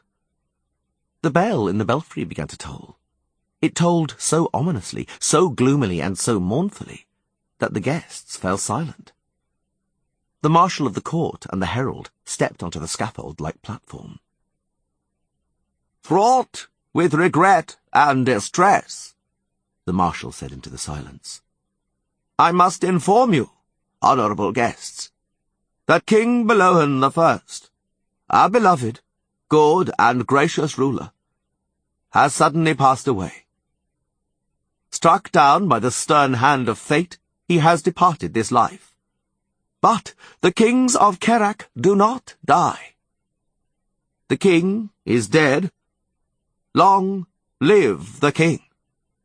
Long live His Royal Highness, King Viraxus, the firstborn son of the deceased king, the rightful heir to the throne and the crown. King Viraxus the First. Let us proclaim it 3 times. Long live the king! Long live the king! Long live the king! A choir of sycophants, toadies and ass-kissers took up the cry. The marshal of the court quietened them with a gesture. King Viraxus is plunged in mourning, as is the entire court. The banquet has been abandoned, and the guests are asked to leave the palace and grounds. The king plans his own nuptials soon, and then the banquet will be repeated. So as not to waste the victuals, the king has ordered for them to be taken to the city and placed in the town square. The victuals will also be shared with the folk of Palmyra. A time of happiness and prosperity is coming to Kerak. My, announced Coral, straightening her hair. There is much truth in the claim that the death of the bridegroom is capable of seriously disrupting a wedding celebration. Belohan was not without his flaws, but there have been worse kings. May he rest in peace, and may the earth rest lightly on him. Let's go from here. In any case, it's begun to be boring. And since it's a beautiful day, let's take a walk along the terraces and gaze at the sea. Poet, be so kind as to proffer your arm to my pupil. I'll walk with Geralt, for he has something to tell me, methinks. It was still early afternoon. It was hard to believe that so much had happened in such a short time. Chapter 19. Hey, look, Dandelion said suddenly. A rat! Geralt didn't react. He knew the poet, and knew he tended to be afraid of any old thing, or become enraptured by any old thing, and sought out sensation where there was nothing worthy of the name. A rat! Said Dandelion, not giving up. Oh, another! A third! A fourth! Bloody hell! Geralt, look! Geralt sighed and looked. The foot of the cliff beneath the terrace was teeming with rats. The ground between Palmyra and the hill was alive, moving, undulating, and squeaking. Hundreds, perhaps thousands of rodents were fleeing from the harbour area and river mouth and scurrying uphill, along the palisade, onto the hill and into the trees. Other passers-by also noticed the phenomenon, and cries of amazement and fright rang out on all sides. The rats are fleeing Palmyra and the harbour because they're frightened, pronounced Dandelion. I know what's happened. A ship full of rat-catchers is probably tied up to the quay. No one felt like commenting. Geralt wiped the sweat from his eyelids. The heat was oppressive, and the hot air made breathing difficult. He looked up at the sky, which was clear, quite cloudless. There's a storm coming, Litter said, articulating what he had thought himself. A tremendous storm. The rats can sense it, and I can too. I can feel it in the air. I can too, thought the Witcher. A storm, Coral repeated. There's a storm coming from the sea. What do you mean, a storm? Dandelion fanned himself with his bonnet. Not at all. The weather's as pretty as a picture. The sky's pristine without the faintest zephyr. Pity. We could do with a breath of wind in this heat. A sea breeze. The wind began to blow before he finished his sentence. A faint breeze bore the smell of the sea. It was refreshing and gave pleasant relief, and quickly intensified. Pennants on masts, not long before hanging limply and pitifully, moved and fluttered. The sky over the horizon grew dark. The wind increased. The faint soughing became a swoosh, the swoosh a whistle. The pennants on the masts fluttered and flapped violently. Weather vanes on roofs and towers creaked, tin chimney pots grated and clanged, shutters banged, clouds of dust swirled up. Dandelion seized his bonnet in both hands at the last moment, preventing it from being blown away. Mutzaik caught her dress, a sudden gust lifting up the chiffon almost to her hips. Before she could bring the billowing material under control, Geralt had an enjoyable view of her legs. She saw him looking, and held his gaze. A storm! Coral had to turn away in order to speak. The wind was blowing so hard it drowned out her words. A storm! There's a storm coming! Ye gods! Cried Dandelion, who didn't believe in any. Ye gods, what's happening? Is it the end of the world? The sky darkened quickly, and the horizon went from deep blue to black. The wind grew stronger, whistling hellishly. The sea was rough in the anchorage beyond the headland. The waves were crashing against the breakwater. White foam was splashing. The crashing of the waves intensified. It became as dark as night. There was a commotion among the ships lying at anchor. Several, including the post-clipper Echo and the Novigradian schooner Pandora Parvi, hurriedly hoisted their sails, ready to make for open sea. The rest of the ships dropped theirs and remained at anchor. Geralt remembered some of them. He had observed them from the terrace of Coral's villa. Alke, a cog from Sidaris. Fuchsia, he couldn't recall where it was from. And galleons, pride of Sintra, under a flag with a blue cross. The three-master Vertigo from Lan Exeter, the Redanian Albatross, 120 feet from prow to stern, and several others, including the frigate Acherontia under black sails. The wind wasn't whistling now. It was howling. Geralt saw the first thatched roof from the Palmyra district fly up and disintegrate in mid-air. A second followed soon after, a third and a fourth. And the wind was growing ever stronger. The flapping of pennants became a constant clatter. Shutters banged, tiles and gutters hailed down, chimneys tumbled, flower pots smashed on the cobbles. The bell in the belfry, set in motion by the gale, began to toll with an intermittent, anxious, ominous sound. And the gale blew more and more strongly, and drove bigger and bigger waves towards the shore. The crashing of the waves intensified, becoming louder and louder. It soon stopped being just a crash. It was a monotonous and dull booming, like the thudding of some infernal machine. The waves grew. Rollers, topped by white foam, crashed onto the shore.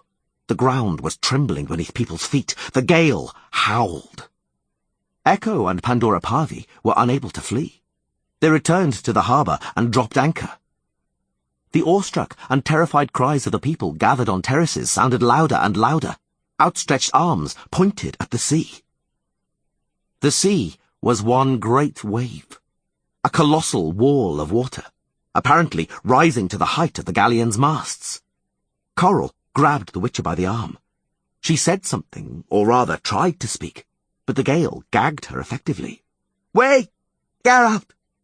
We have to get away from here!" The wave descended on the harbour. People were screaming. The pier splintered and disintegrated under the weight of the mass of water. Posts and planks went flying. The dock collapsed. Cranes broke and fell over. A boat and launches, moored by the wharf, flew into the air like children's toys, like boats made of bark launched in the gutter by street urchins. The cottages and shacks near the beach were simply washed away without leaving a trace. The wave burst into the river mouth, immediately turning it into some diabolical whirlpool. Crowds of people were fleeing from Palmyra, now underwater, most of them running towards the upper city and the guardhouse. They survived. Others chose the riverbank as their escape route. Geralt saw them engulfed by the water. "Another wave!" yelled Dandelion. "Another wave!" It was true. There was another. And then a third, a fourth, a fifth, and a sixth. Walls of water rolled into the harbour and the port. The waves struck the ships at anchor with immense force, and they thrashed about frantically. Geralt saw men falling from the decks. Ships, with their prows turned to windward, fought bravely. For some time. They lost their masts, one after the next. Then the waves began to wash over them. They were engulfed by the foam, and then re-emerged, were engulfed and re-emerged. The first not to reappear was the post-clipper Echo. It quite simply vanished. A moment later, the same fate befell Fuchsia. The galley simply disintegrated. The taut anchor chain tore out the hull of Alke, and the cog disappeared into the abyss in a flash. The prow and forecastle of Albatross broke off under the pressure, and the remains of the ship sank to the bottom like a stone. Vertigo's anchor was wrenched off. The galleon danced on the crest of a wave, was spun around and shattered against the breakwater. Acherontia, pride of Sintra, Pandora Parvi, and two galleons Geralt didn't recognize, raised their anchors, and the waves bore them to the shore. This strategy was only seemingly an act of suicidal desperation. The captains had to choose between certain destruction in the bay and the risky manoeuvre of sailing into the river mouth. The unknown galleons had no chance. Neither of them managed to align itself correctly. Both were smashed against the wharf. Bride of Cintra and Acherontia lost their manoeuvrability too. They lurched into each other and became entangled, the waves tossing them onto the wharf and rending them to shreds. The water carried away the wreckage. Pandora Parvi danced and leapt on the waves like a dolphin. But she held her course, borne straight into the mouth of the Adalat, which was roiling like a cauldron. Geralt heard the cries of people cheering the captain on. Coral yelled, pointing. A seventh wave was coming. Geralt had estimated the previous ones, which were level with the ship's masts, at about 5 or 6 fathoms, or 30 to 40 feet. The wave which was approaching now, obliterating the sky, was twice as high. The people fleeing Palmyra, crowded by the guardhouse, began to scream. The gale knocked them down, hurled them to the ground, and pinned them to the stockade.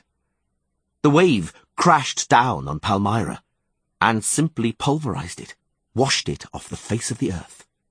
The water reached the palisade in an instant, engulfing the people crowded there. The mass of timber being carried by the sea dropped onto the palisade, breaking the piles. The guardhouse collapsed and floated away. The relentless, watery battering ram struck the precipice. The hill shook so hard that Dandelion and Motzaik fell down, and Geralt only kept his balance with great difficulty. "We must fly!" screamed Coral, hanging on to the balustrade. "Geralt! Let's get out of here! Move! Waves are coming!" A wave crashed over them, swamping them. The people on the terrace who hadn't fled earlier did now. They fled screaming higher, ever higher up the hill, towards the royal palace. A few stayed. Geralt recognized Ravenga and Antea Deris among them. People screamed and pointed. To their left, the waves were washing away the cliff beneath the villa district. The first villa crumpled like a house of cards and slid down the slope, straight into the maelstrom. Then a second, a third, and a fourth. "The city is disintegrating," wailed Dandelion. "It's falling apart." Litanair raised her arms, chanted a spell, and vanished. Motzaik clutched Geralt's arm. Dandelion yelled. The water was right beneath them below the terrace, and there were people in the water. Others were lowering poles and boat hooks to them. Ropes were being thrown and they were being pulled out. Not far from them, a powerfully built man dived into the whirlpool and swam to rescue a drowning woman.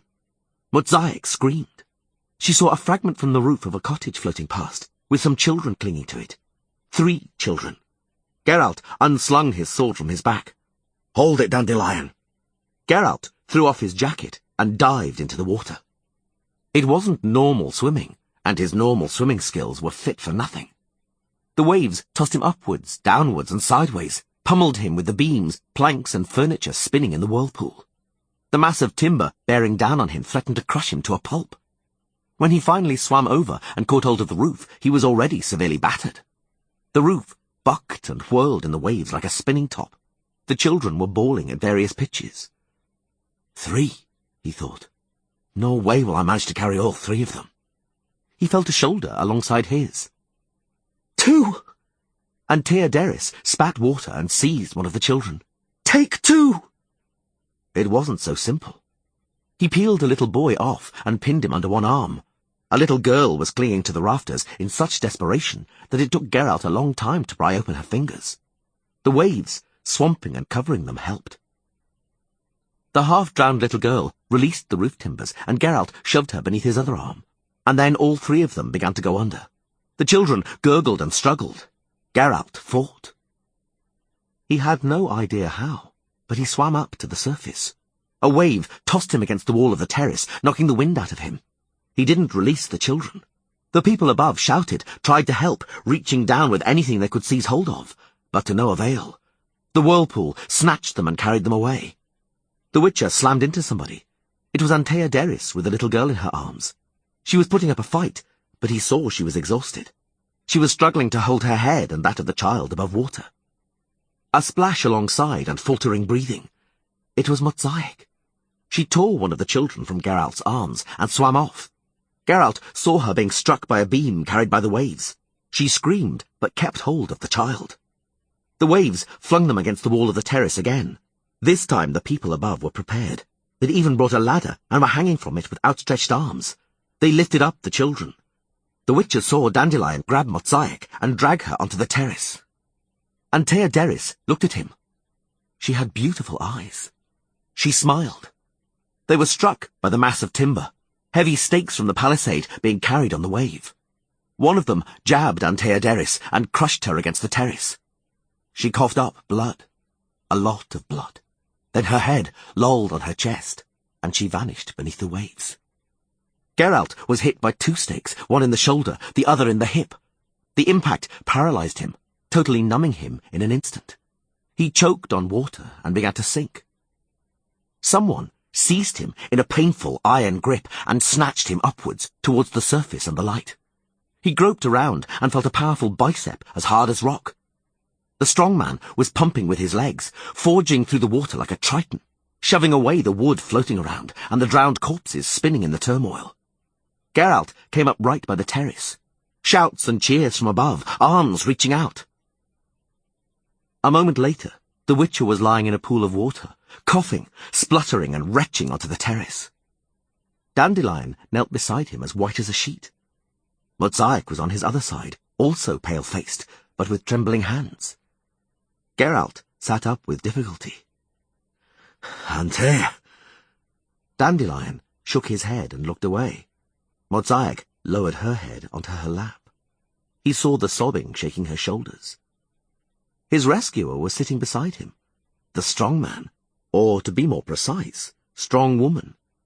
The untidy bristles on the shaven head, the belly like pork shoulder covered in netting, the shoulders like a wrestler's, the calves like a discus thrower's. "I owe you my life.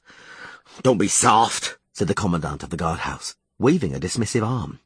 "Think nothing of it. And anyway, you're an arse, and me and the girls are pissed off with you about that rumpus. So you'd better steer clear of us, or you'll get a good hiding. Is that clear?" "Indeed. But I have to admit," said the commandant, hawking noisily and shaking water from an ear. "You're a courageous arse, Geralt of Rivia." "What about you? What's your name?" "Violetta," said the commandant, and suddenly turned gloomy. "What about her? That one?" "Antea Derris." "Antea Derris," she repeated, grimacing. "Pity. Pity." More people came to the terrace. It became crowded. The danger had passed. The sky had brightened up. The gale had stopped blowing. The pennants were hanging limp. The sea was calm. The water had receded, leaving devastation and disarray, and corpses which the crabs were already scuttling over. Geralt stood up with difficulty. Every movement and every breath returned as a throbbing pain in his side. His knee was aching intensely. Both his shirt sleeves had been torn off. He couldn't recall exactly when he had lost them. The skin on his left elbow, right shoulder, and probably his shoulder blade had been rubbed raw. He was bleeding from numerous shallow cuts. All in all, nothing serious, nothing he needed to worry about. The sun had broken through the clouds. The sunlight glistened on the calming sea. The roof of the lighthouse at the end of the headland was sparkling.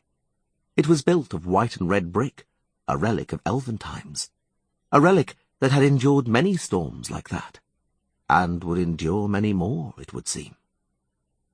The schooner Pandora Parvi, having overcome the river mouth, which was now calm, although still densely encumbered with flotsam, sailed out to anchor under full canvas, as though taking part in a regatta. The crowd cheered. Geralt helped Motzaik stand up. Not many of her clothes remained on her either. Dandelion gave her his cloak to cover herself up, and cleared his throat meaningfully. Litanea was standing in front of them, with her medical bag on her shoulder. "I came back," she said, looking at the witcher. "No, you didn't," he retorted. "You left."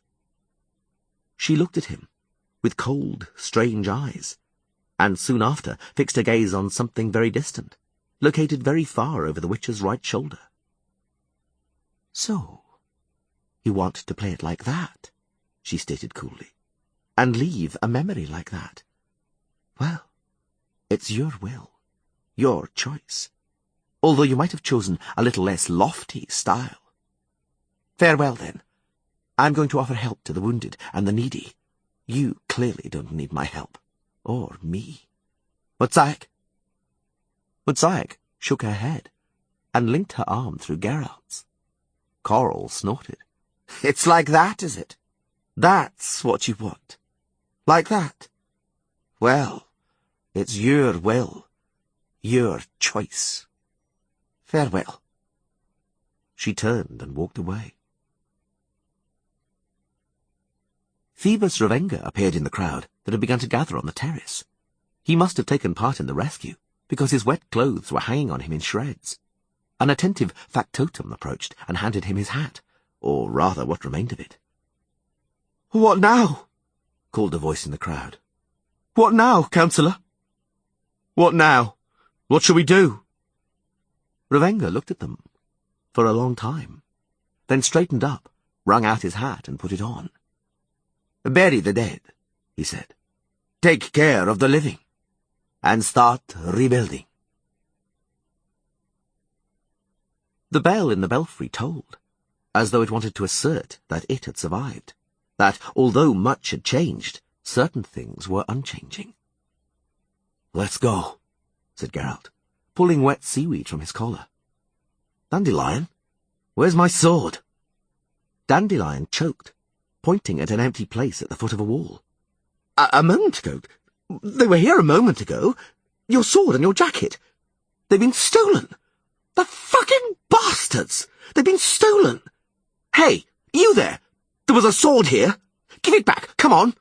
Oh, you poor sons! Damn you!" The Witcher suddenly felt weak. Motzaik held him up. "I must be in poor shape," he thought. "I must be in poor shape if the girl has to hold me up." "I've had enough of this town," he said. "Enough of everything this town is and represents. Let's get out of here, as soon as possible, and as far away as possible." Interlude. 12 days later. The fountain splashed very softly. The basin smelled of wet stone. There was a scent of flowers and of the ivy growing up the walls of the patio, and it smelled of the apples in a dish on the marble tabletop. There were beads of condensation on 2 goblets of chilled wine. 2 women were seated at the table. 2 sorceresses. If, as luck would have it, someone with artistic sensibilities had been in the vicinity, full of painterly imagination and capable of lyrical allegories, that person wouldn't have had any problem portraying the 2 of them. The flame-haired Litanea in a vermilion and green gown was like a sunset in September. Yennefer of Vengerberg, black-haired, dressed in a composition of black and white, evoked a December morning. "Most of the neighbouring villas are lying in rubble at the foot of the cliff," Yennefer said, breaking the silence. "But yours is untouched. Not even a single roof tile was lost. You're a lucky woman, Coral. I advise you to consider buying a ticket in the lottery." "The priests wouldn't call that luck," Litanea smiled. "They'd say it was protection by the divinities and heavenly forces. The divinities safeguard the just and protect the virtuous. They reward goodness and righteousness." "Indeed. Reward. If they want to and happen to be nearby. Your good health, my friend. And yours, my friend. Motzaik, fill up Madame Yennefer's goblet. It's empty." "Regarding the villa, though," Litta followed Motzaik with her eyes. "It's for sale. I'm selling it because I have to move out. The weather in Kerak has stopped suiting me." Yennefer raised an eyebrow. Litta didn't keep her waiting. "King Varaxus has begun his reign with truly royal edicts," she said, in a barely audible sneer. "Primo, his coronation day has been declared a state holiday in the kingdom of Kerak. Secundo, an amnesty is being proclaimed for criminals. Political prisoners remain in prison without the right to be visited or conducting correspondence. Tertio, customs and port fees are being increased by 100%. Quarto, All non-humans and residents that harm the state's economy and take jobs away from pure-blooded people are to leave Kerak within 2 weeks. Quinto. In Kerak, it is forbidden to work any magic without the king's permission, and mages are not allowed to possess land or property. Sorcerers living in Kerak must dispose of their property and obtain a license, or leave the kingdom. A marvellous demonstration of gratitude, Yennefer snorted. And rumour has it that it was the sorcerers who got Varax's crown, that they organised and financed his return, and helped him to seize power. Rumour knows what it's talking about. Varaxus will be paying the chapter generously, and in order to do that, he's raising duty and hopes to confiscate non-humans' property. The edict affects me personally. No other sorcerer has a house in Kerak. It's Ildiko Breckel's revenge, and retribution for the medical help I gave to the local women, which Varax's councillors consider immoral. The chapter could put pressure on my behalf, but won't. They're not satisfied with the commercial privileges, shares in the shipyard and maritime companies acquired from Varaxus. They're negotiating further ones, and have no intention of weakening their position. Thus, now regarded as persona non grata, I shall have to emigrate to search for pastures new. Which I nonetheless imagine you will do without undue regret. I'd have thought that under the present government, Kerak wouldn't have a great chance in a competition for the most pleasant place under the sun. You'll sell this villa and buy another, in the mountains in Lyria, for instance. The Lyrian mountains are fashionable now. Plenty of sorcerers have moved there, because it's pretty and the taxes are reasonable. I don't like mountains. I prefer the sea. Never fear, I shall find a safe haven without much difficulty, considering my speciality. Women are everywhere, and they all need me. Drink, Yennefer. Your good health. You urge me to drink, but barely moisten your lips yourself. Are you perhaps ill? You don't look very well. Litter sighed theatrically. The last few days have been hard. The palace coup, that dreadful storm, on top of that, morning sickness. I know it'll pass after the first trimester, but that's not for another 2 months. It was possible to discern the buzzing of a wasp circling above an apple in the silence that fell. "Ha ha," said Coral, breaking the silence. "I was joking. Pity you can't see your face. I took you in." Yennefer looked upwards at the ivy-covered top of the wall, for a long time. "I took you in," Litter continued, "and I'll bet your imagination was working hard at once. Admit it, you immediately linked my delicate condition with, 'Don't make faces, don't make faces.' The news must have reached you, for rumours spread like ripples on the water. But relax, there isn't a scrap of truth in them. My chances of getting pregnant are no greater than yours. Nothing has changed in that regard. And all that linked me to your witcher was business, professional matters, nothing else." "Ah, you know what the common folk are like. They love gossip. They see a woman with a man and at once turn it into an affair. The witcher, I admit, visited me quite often, and indeed we were seen together in town. But I repeat, it only concerned business." Yennefer put down her goblet, rested her elbows on the table, and put her fingertips together, creating a steeple, and looked the red-haired sorceress in the eyes. "Primo," Litter coughed slightly, but didn't look down, "I've never done anything like that to a close friend. Secundo, your witcher wasn't interested in me at all." "Wasn't he?" Yennefer raised her eyebrows. "Indeed. How can that be explained?" "Perhaps mature women have stopped interesting him, regardless of their current looks. Perhaps he prefers the genuinely young. Mosaic, come here, please."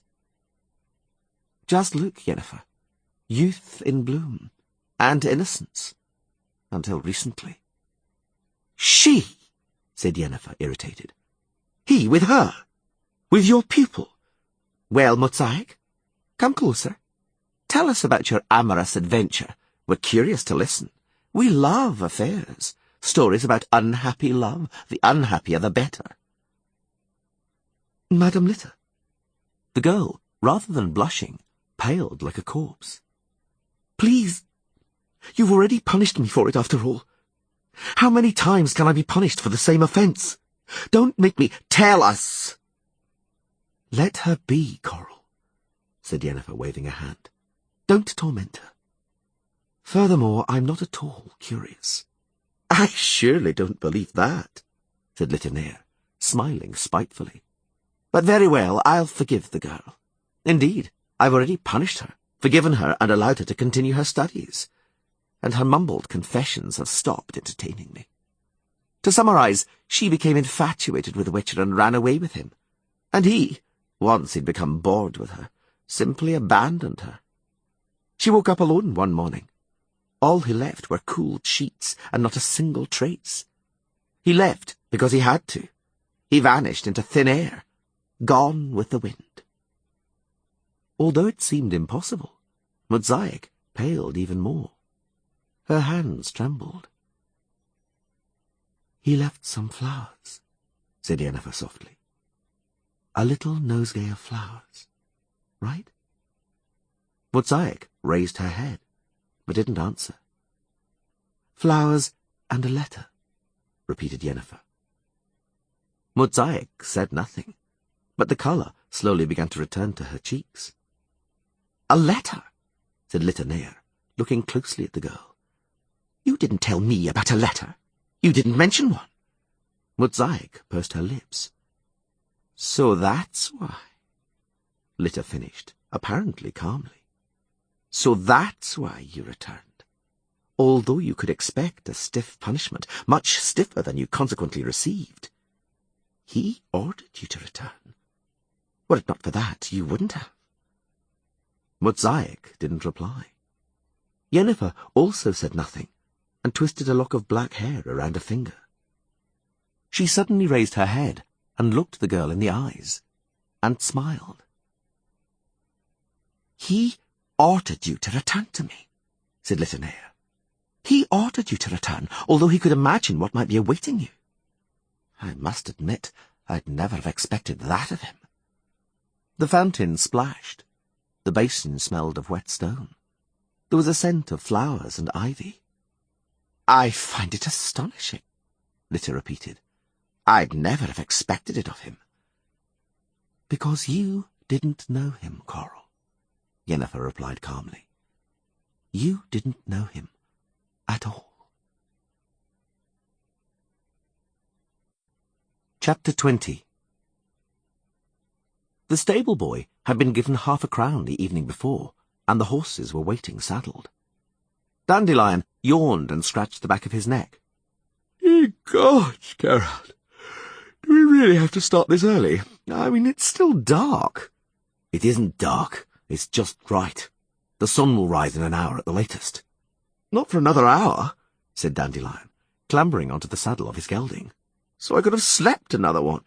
Geralt leapt into the saddle, and after a moment's thought, handed the stable boy another 1/2 crown. "It's August," he said. "There are some 14 hours between sunrise to sunset. I'd like to ride as far as possible in that time." Dandelion yawned, and only then seemed to see the unsaddled, dapple-grey mare standing in the next stall. The mare shook its head as though wanting to attract their attention. "Just a minute," the poet wondered. "And her? Muzayek?" "She's not riding any further with us. We're parting." "What? I don't understand. Would you be so kind as to explain?" "No, I wouldn't. Not now. Let's ride, Dandelion." "Do you really know what you're doing? Are you fully aware?" "No, not fully. Not another word. I don't want to talk about it. Let's go."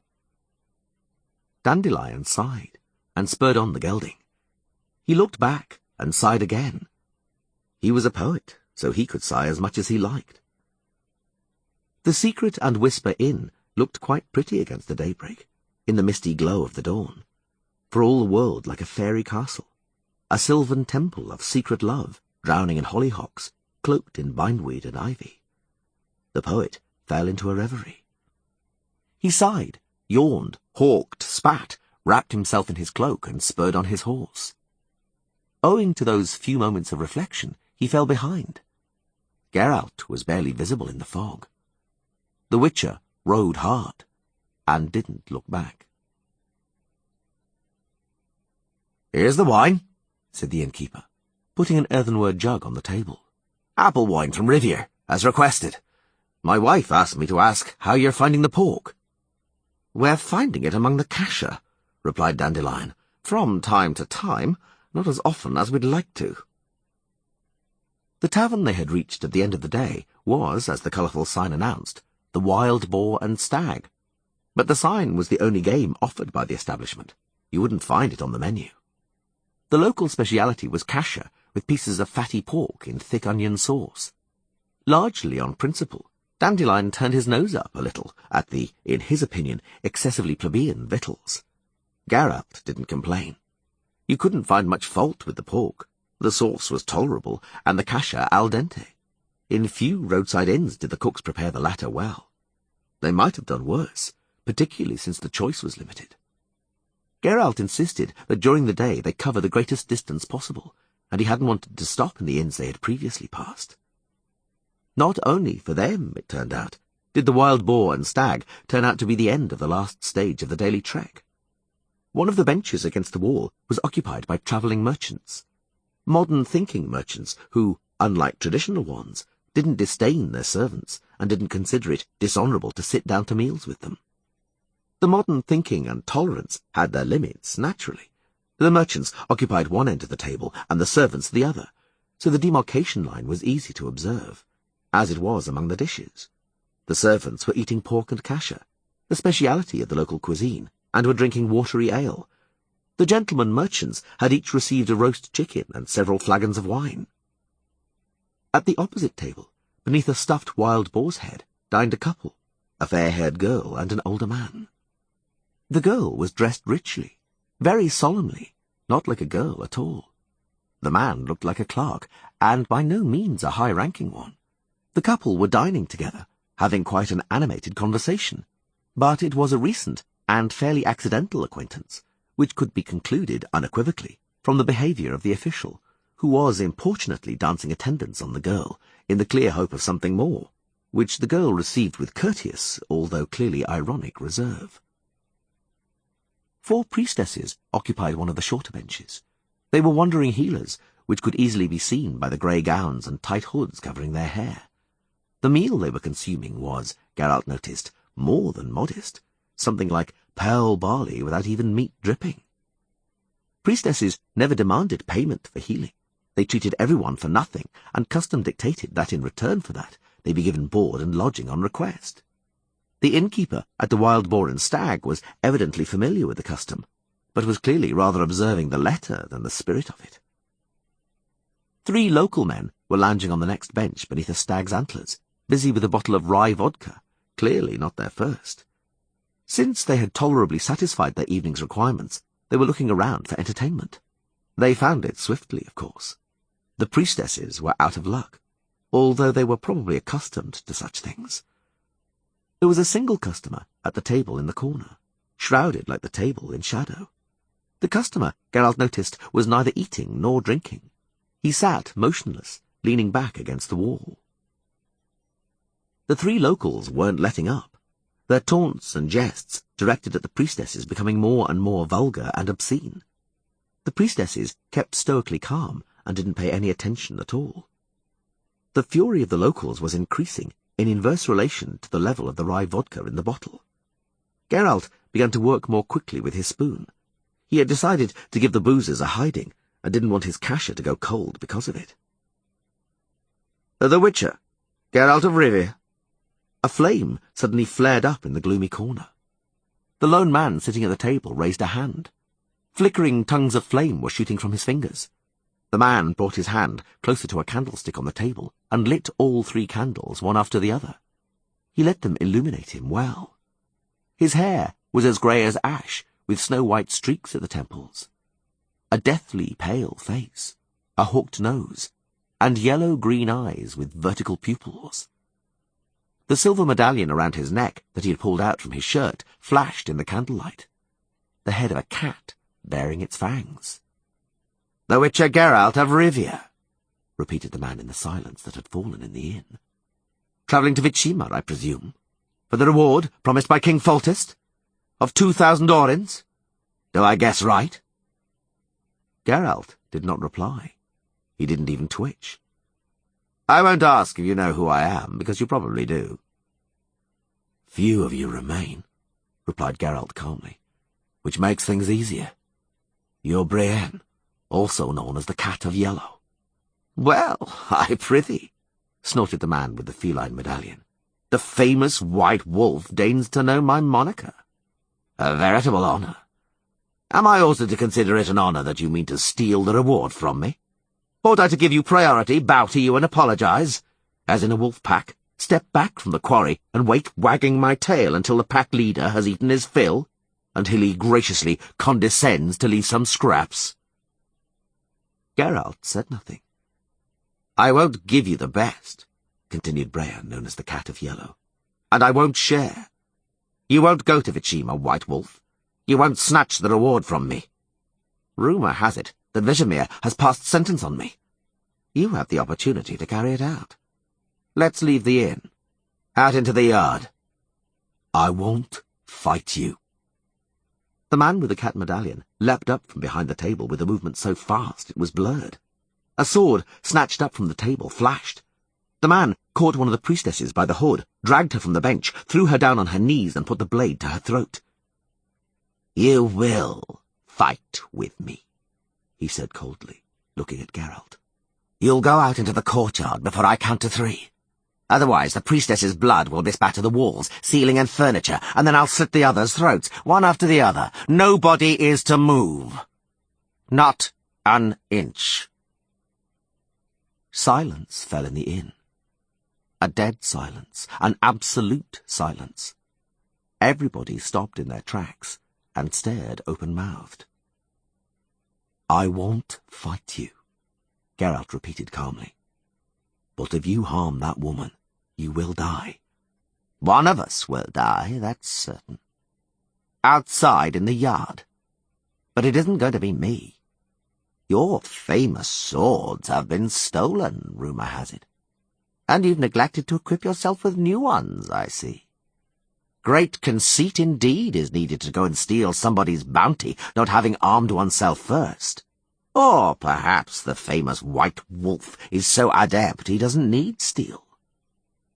A chair scraped as it was moved. The fair-haired girl stood up. She picked up a long package from under the table. She placed it in front of Geralt and returned to her place, sitting down beside the clerk. He knew what it was, before he even unfastened the strap or unwrapped the felt. A sword of siderite steel, total length 40 1/2 inches, the blade 27 1/4 inches long, weight 37 ounces, the hilt and crossguard simple but elegant. The second sword, of a similar length and weight, silver, partially, of course, for pure silver is too soft to make a good edge. Magical glyphs on the crossguard, runic signs along the entire length of the blade. Pyrrol Pratt's expert had been unable to decipher them, demonstrating his poor expertise in so doing. The ancient runes formed an inscription. "Diven heren am glandial, morch am veien esin." My gleam penetrates the darkness, my brightness disperses the gloom. Geralt stood up and drew the steel sword, with a slow and measured movement. He didn't look at Brienne, but at the blade.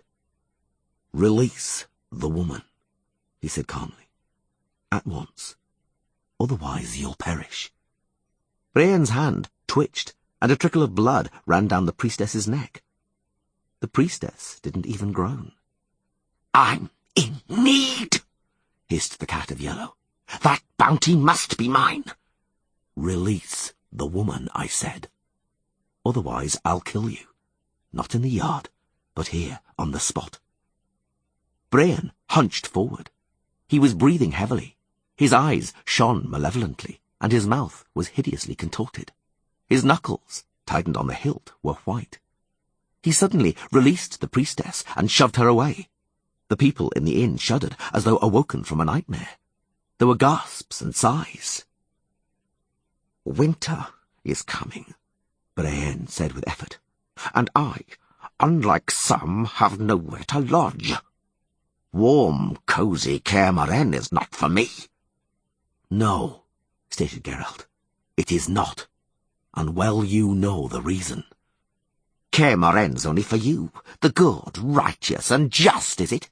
Fucking hypocrites! You're just as much murderers as we are. Nothing distinguishes you from us. Get out, said Geralt. Leave this place and get on your way. Brienne sheathed his sword. He straightened up. As he walked through the chamber, his eyes changed. His pupils filled his entire irises. It's a lie to say the Vizimir passed sentence on you, said Geralt, as Brienne passed him. Witches don't fight with witches. They don't cross swords. But if what happened in Yellow occurs again, if I hear word of anything like that, then I'll make an exception. I'll find you and kill you. Treat the warning seriously. A dull silence reigned in the inn-chamber for a good few moments after Brienne had closed the door behind him. Dandelion's sigh of relief seemed quite loud in the silence. Soon after, people began moving again. The local drunks stole out stealthily, not even finishing off the vodka. The merchants remained, although they fell silent and went pale, but they ordered their servants to leave the table, clearly with the task of urgently securing the wagons and the horses, now at risk with such shady company nearby.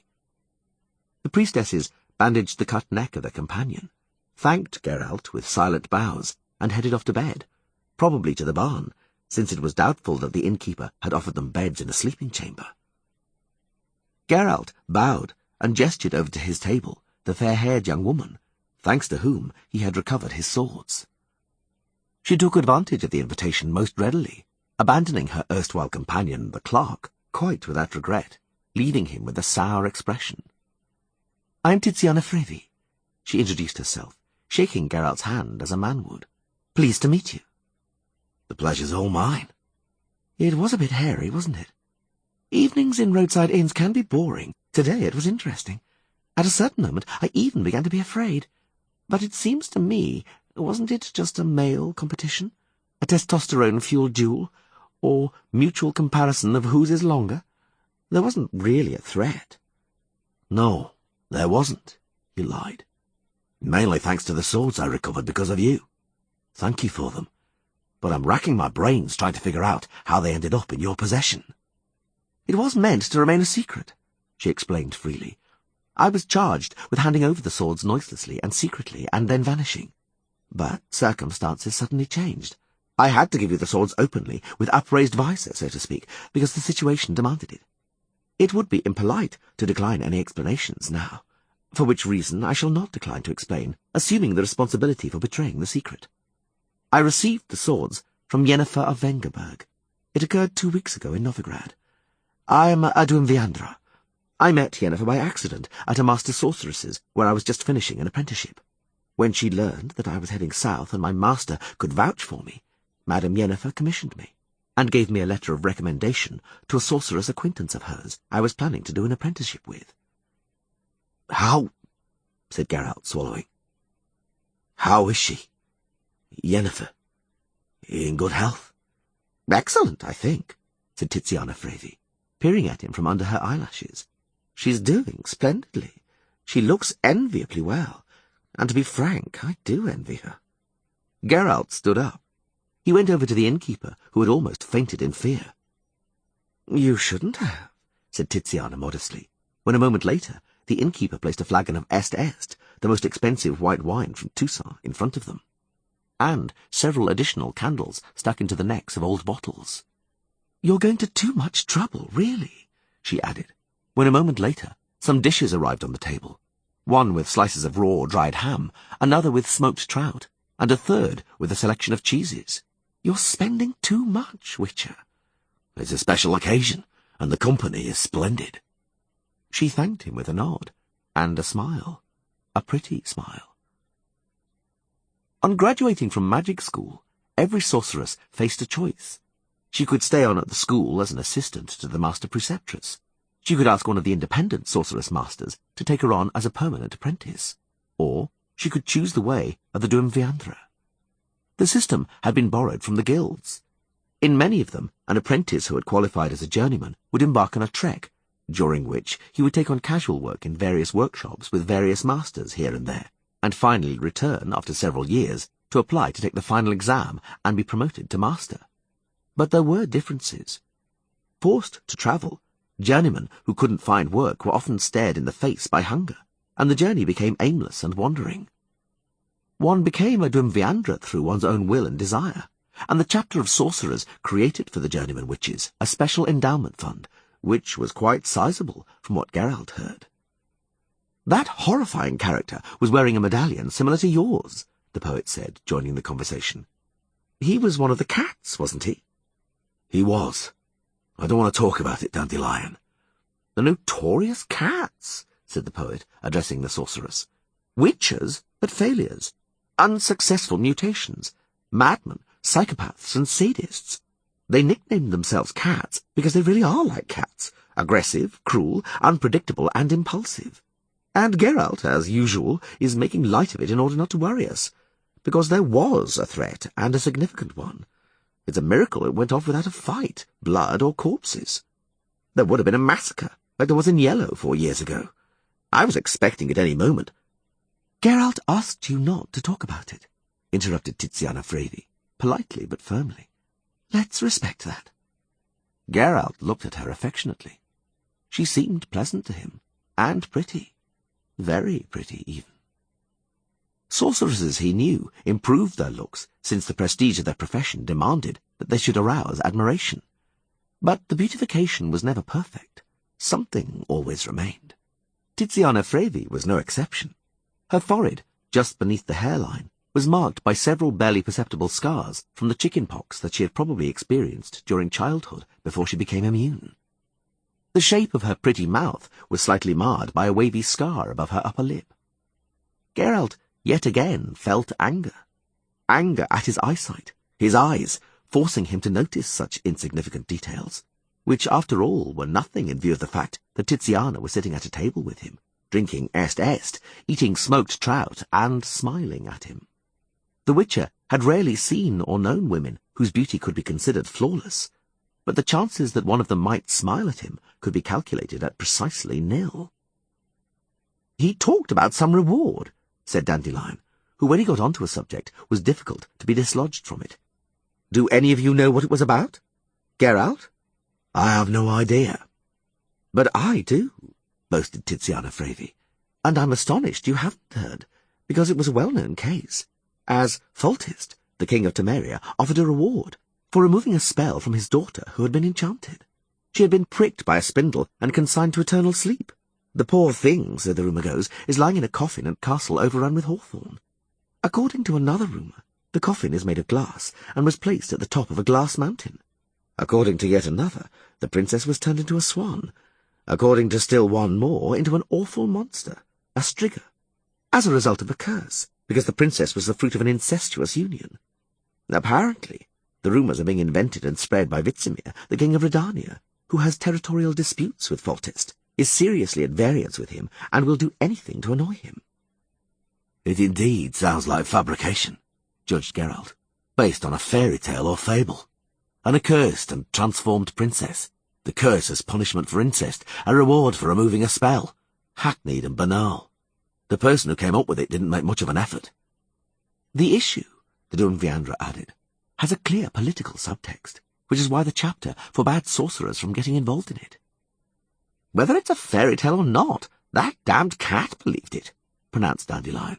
"He was clearly hurrying to that enchanted princess in Vicima to remove the spell and claim the reward promised by King Foltest. He had acquired the suspicion that Geralt was also heading there and wanted to beat him to it." "He was mistaken," Geralt responded dryly. "I'm not going to Vicima. I don't intend to stick my fingers into that political cauldron. It's perfect work for somebody like Brian who's in need, as he said himself. I'm not in need. I've recovered my swords, so I don't have to pay out for new ones. I have funds to support myself, thanks to the sorcerers from Risberg." "The Witcher Geralt of Rivia?" "Indeed," said Geralt. Eyeing up and down the clerk, who was standing alongside looking sulky. "Who wants to know?" "That is inconsequential," said the clerk, putting on airs and pouting, trying hard to make himself look important. "What's consequential is the summons, which I hereby give you, in front of witnesses, in accordance with the law." The clerk handed the Witcher a roll of paper, and then sat down, not failing to cast Tiziana Frevi a contemptuous glance. Geralt broke the seal and unfurled the roll. "Datum ex Castello Risburg, die 20 mens duel anno 1245, post resurrectionem," he read. "To the Magistrates' Court in Gors-Velen. Plaintiff, the Risburg Complex Civil Partnership. Defendant, Geralt of Rivia, Witcher. Claim, the return of the sum of 1,000 Novigradian crowns. We hereby petition, primo, a demand to the defendant, Geralt of Rivia, for the return of the sum of 1,000 Novigradian crowns with due interest. Secundo, a demand to the defendant for the court costs to the plaintiff according to prescribed norms. Tertio, to lend the verdict the status of immediate enforceability. Grounds, the defendant swindled from the Risburg Complex Civil Partnership the sum of 1,000 Novigradian crowns. Proof, copies of bank orders. The sum constituted an advance fee for a service that the defendant never executed, and in ill will never intended to execute. Witnesses, Iruta Anna Marquette Carti, Axel Miguel Esparza, Igor Tarvik Sandoval. The bastards! "I returned your swords to you," said Tiziana, lowering her gaze, "and at the same time saddled you with problems. That beadle tricked me. He overheard me this morning asking for you at the ferry port, and then immediately stuck to me like a leech. Now I know why. That summons is all my fault." "You'll be needing a lawyer," stated Dandelion gloomily, "but I don't recommend the one from Kerak. She only performs well outside the courtroom." "I can skip the lawyer. Did you notice the date of the claim? I'll wager the case has already been heard and the verdict read out in absentia, and that they've seized my account." "I am sorry," said Tiziana. "It's my fault. Forgive me." "There's nothing to forgive. You aren't to blame for anything, and Risburg and the courts can go to hell. Master Innkeeper, another flagon of Est, if you would." They were soon the only guests left in the chamber. The innkeeper soon let them know, with an ostentatious yawn, that it was time to finish. Tiziana was first to go to her room, and Dandelion followed suit to his soon after. Geralt didn't go to the bedchamber he was sharing with the poet. Instead of that, he knocked very softly at Tiziana Frevi's door. It opened at once. "I've been waiting," she murmured, pulling him inside. "I knew you'd come, and if you hadn't, I would have gone looking for you." She must have put him to sleep magically. Otherwise, she would certainly have woken him as she was leaving. And she must have left before dawn, while it was still dark. Her scent lingered after her. The delicate perfume of irises and bergamot. And something else. Roses? A flower lay on the table by his swords. A rose. One of the white roses from the flower pot, standing outside the inn. No one remembered what the place was, who had built it, and whom and what it served. The ruins of an ancient edifice, once a large and probably prosperous complex, had survived in the valley beyond the inn. Practically nothing remained of the buildings apart from what was left of the foundations, some overgrown hollows and some stone blocks dotted about. The rest had been demolished and plundered. Building materials were precious. Nothing went to waste. They walked in beneath the ruins of a shattered portal, once an impressive arch, now resembling a gibbet, the impression of which was enhanced by ivy hanging like a severed noose. They walked along a path between the trees. Dead, crippled and misshapen trees bent over as though by the weight of a curse hanging over the place. The path led towards a garden, or rather towards something that had once been a garden. Beds of berberis, juniper shrubs, rambling roses, probably once decoratively pruned, were now a disordered and chaotic jungle of branches, prickly climbers and dried stalks. Peeping out of the tangle were the remains of statues and sculptures, mainly full length. The remains were so vestigial that there was no way of even approximately determining who or what the statues had once portrayed. In any case, it wasn't especially important. The statues were the past. They hadn't survived, and so they had stopped mattering. All that remained was a ruin, and one, it seemed, that would survive a long time, since ruins are eternal. A ruin. A monument to a devastated world. Dandelion. Yes? Lately, everything that could have gone wrong has gone wrong. And it seems to me that I've fucked everything up. Whatever I've touched lately, I've botched. Do you think so? Yes, I do. It must be so, then. Don't expect a comment. I'm tired of commenting. And now go and feel sorry for yourself in silence, if you would. I'm composing at the moment, and your laments are distracting me. Dandelion sat down on a fallen column, pushed his bonnet back on his head, crossed his legs, and adjusted the pegs on the lute. A flickering candle, the fire went out. A cold wind blew perceptibly. A wind had indeed blown up, suddenly and violently, and Dandelion stopped playing, and sighed loudly. The Witcher turned around.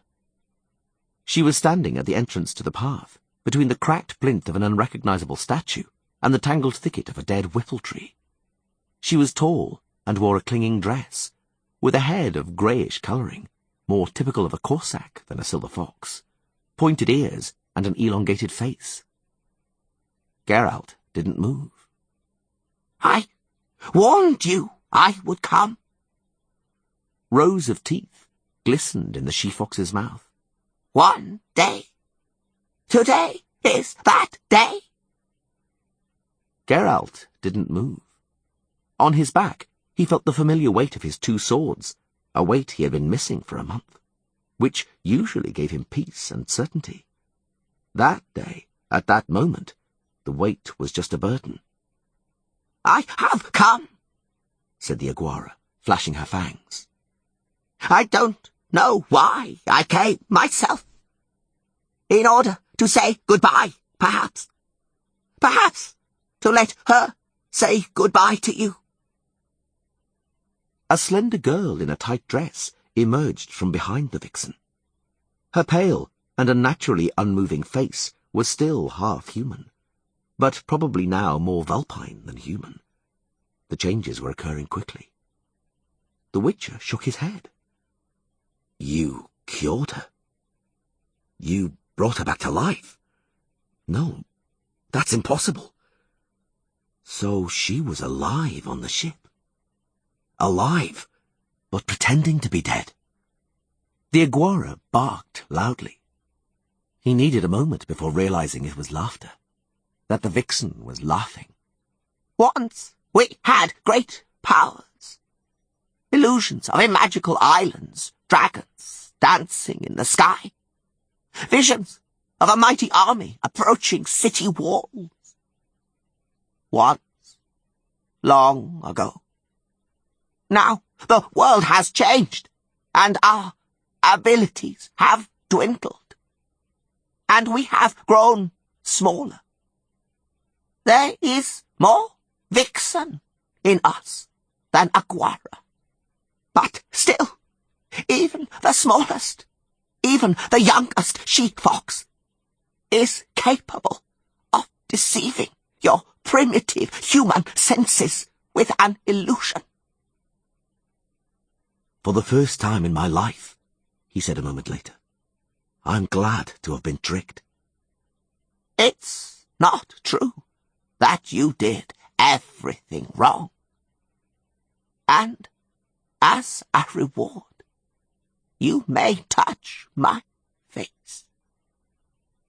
He cleared his throat, looking at her great pointed teeth. Illusions are what you think about, what you fear, and what you dream of. I beg your pardon. The vixen barked softly, and metamorphosed. Dark, violet eyes, blazing in a pale, triangular face. a tornado of jet-black locks falling onto her shoulders, gleaming, reflecting light like peacock's feathers, curling and rippling with every movement. The mouth, marvellously thin and pale under her lipstick. A black velvet ribbon on her neck, on the ribbon an obsidian star, sparkling and sending thousands of reflections around. Yennefer smiled, and the Witcher touched her cheek. And then the dead dogwood bloomed. And afterwards the wind blew and shook the bush.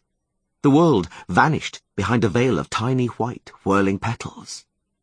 Illusion, he heard the Aguara's voice. everything is illusion. Dandelion stopped singing, but he didn't put down his lute. He was sitting on a chunk of overturned column, looking up at the sky. Geralt sat beside him, weighing up various things, arranging various things in his head, or rather trying to, making plans, in the main wholly unfeasible. He promised himself various things, seriously doubting if he was capable of keeping any of the promises. "You know, you never congratulate me on my ballads." Dandelion suddenly spoke up. "I've composed and sung so many of them in your company, but you've never said, 'That was nice, I'd like you to play that again.' You've never said that." "You're right, I haven't. Do you want to know why?" "Yes." "Because I've never wanted to." "Would it be such a sacrifice?" asked the bard, not giving up. "Such a hardship?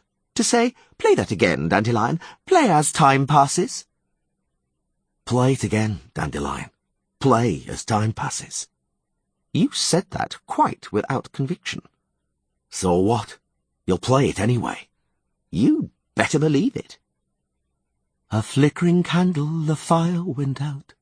A cold wind blew perceptibly, and the days pass, and time passes, in silence and imperceptibly. You're with me endlessly and endlessly. Something joins us, but not perfectly. For the days pass, for time passes, in silence and imperceptibly. The memory of travelled paths and roads remain in us irrevocably, although the days pass, although time passes, in silence and imperceptibly.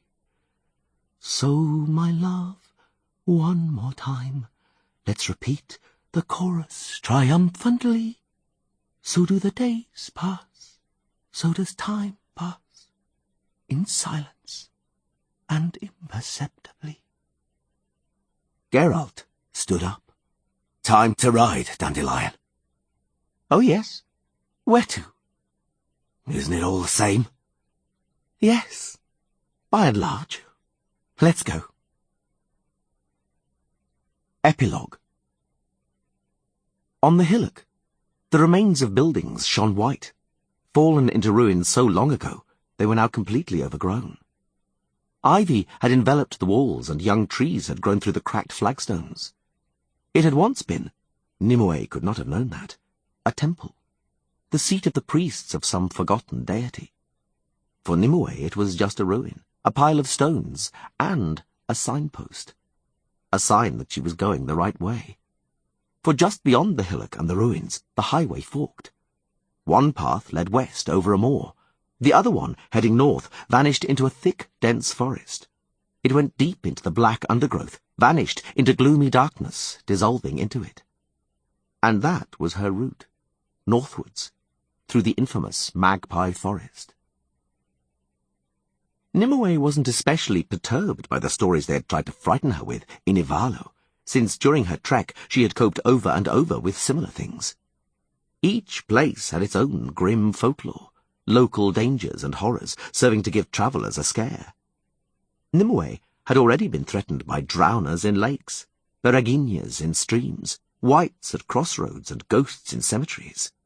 Every second footbridge was supposed to be a troll's lair, every second break of crooked willows a strigger's haunt. Nimue finally became accustomed to it, and the commonplace horrors ceased to be fearful. But there was no way of mastering the strange anxiety that spread through her before she entered a dark forest, walked along a path between fog-bound burial mounds or a track among mist-shrouded swamps. She also felt that anxiety now, as she stood before the dark wall of forest, creeping in tingles over the back of her neck and drying her lips. "The road is well travelled," she repeated to herself, "quite rutted by wagons, trodden down by the hooves of horses and oxen. So what if the forest looks frightful? It's no desolate backwoods. It's a busy track to Dorian, leading through the last patch of forest to escape the axes and saws. Many people ride through here. Many walk through here. I'll also pass through it. I'm not afraid. I'm Nimue, verch Vluedir Apgwyn. Verva, Guado, Sibel, Brugger, Costafert, Mortara, Ivalo, Dorian, Anchor, Gorsvelen." She looked back to see if anybody was approaching. It would be more pleasant to have company, she thought. But the highway, to make matters worse, had chosen not to be well frequented. It was quite simply deserted. There was no choice. Nimue cleared her throat, adjusted the bundle on her shoulder, and gripped her stick tightly, and strode into the forest. Oaks, elms, and ancient hornbeams, interwoven together, predominated, and there were also pines and larches. Lower down there was dense undergrowth, hawthorns, filberts, bird cherries, and honeysuckle entangled together. You would have expected it to teem with bird life, but a malevolent silence reigned there.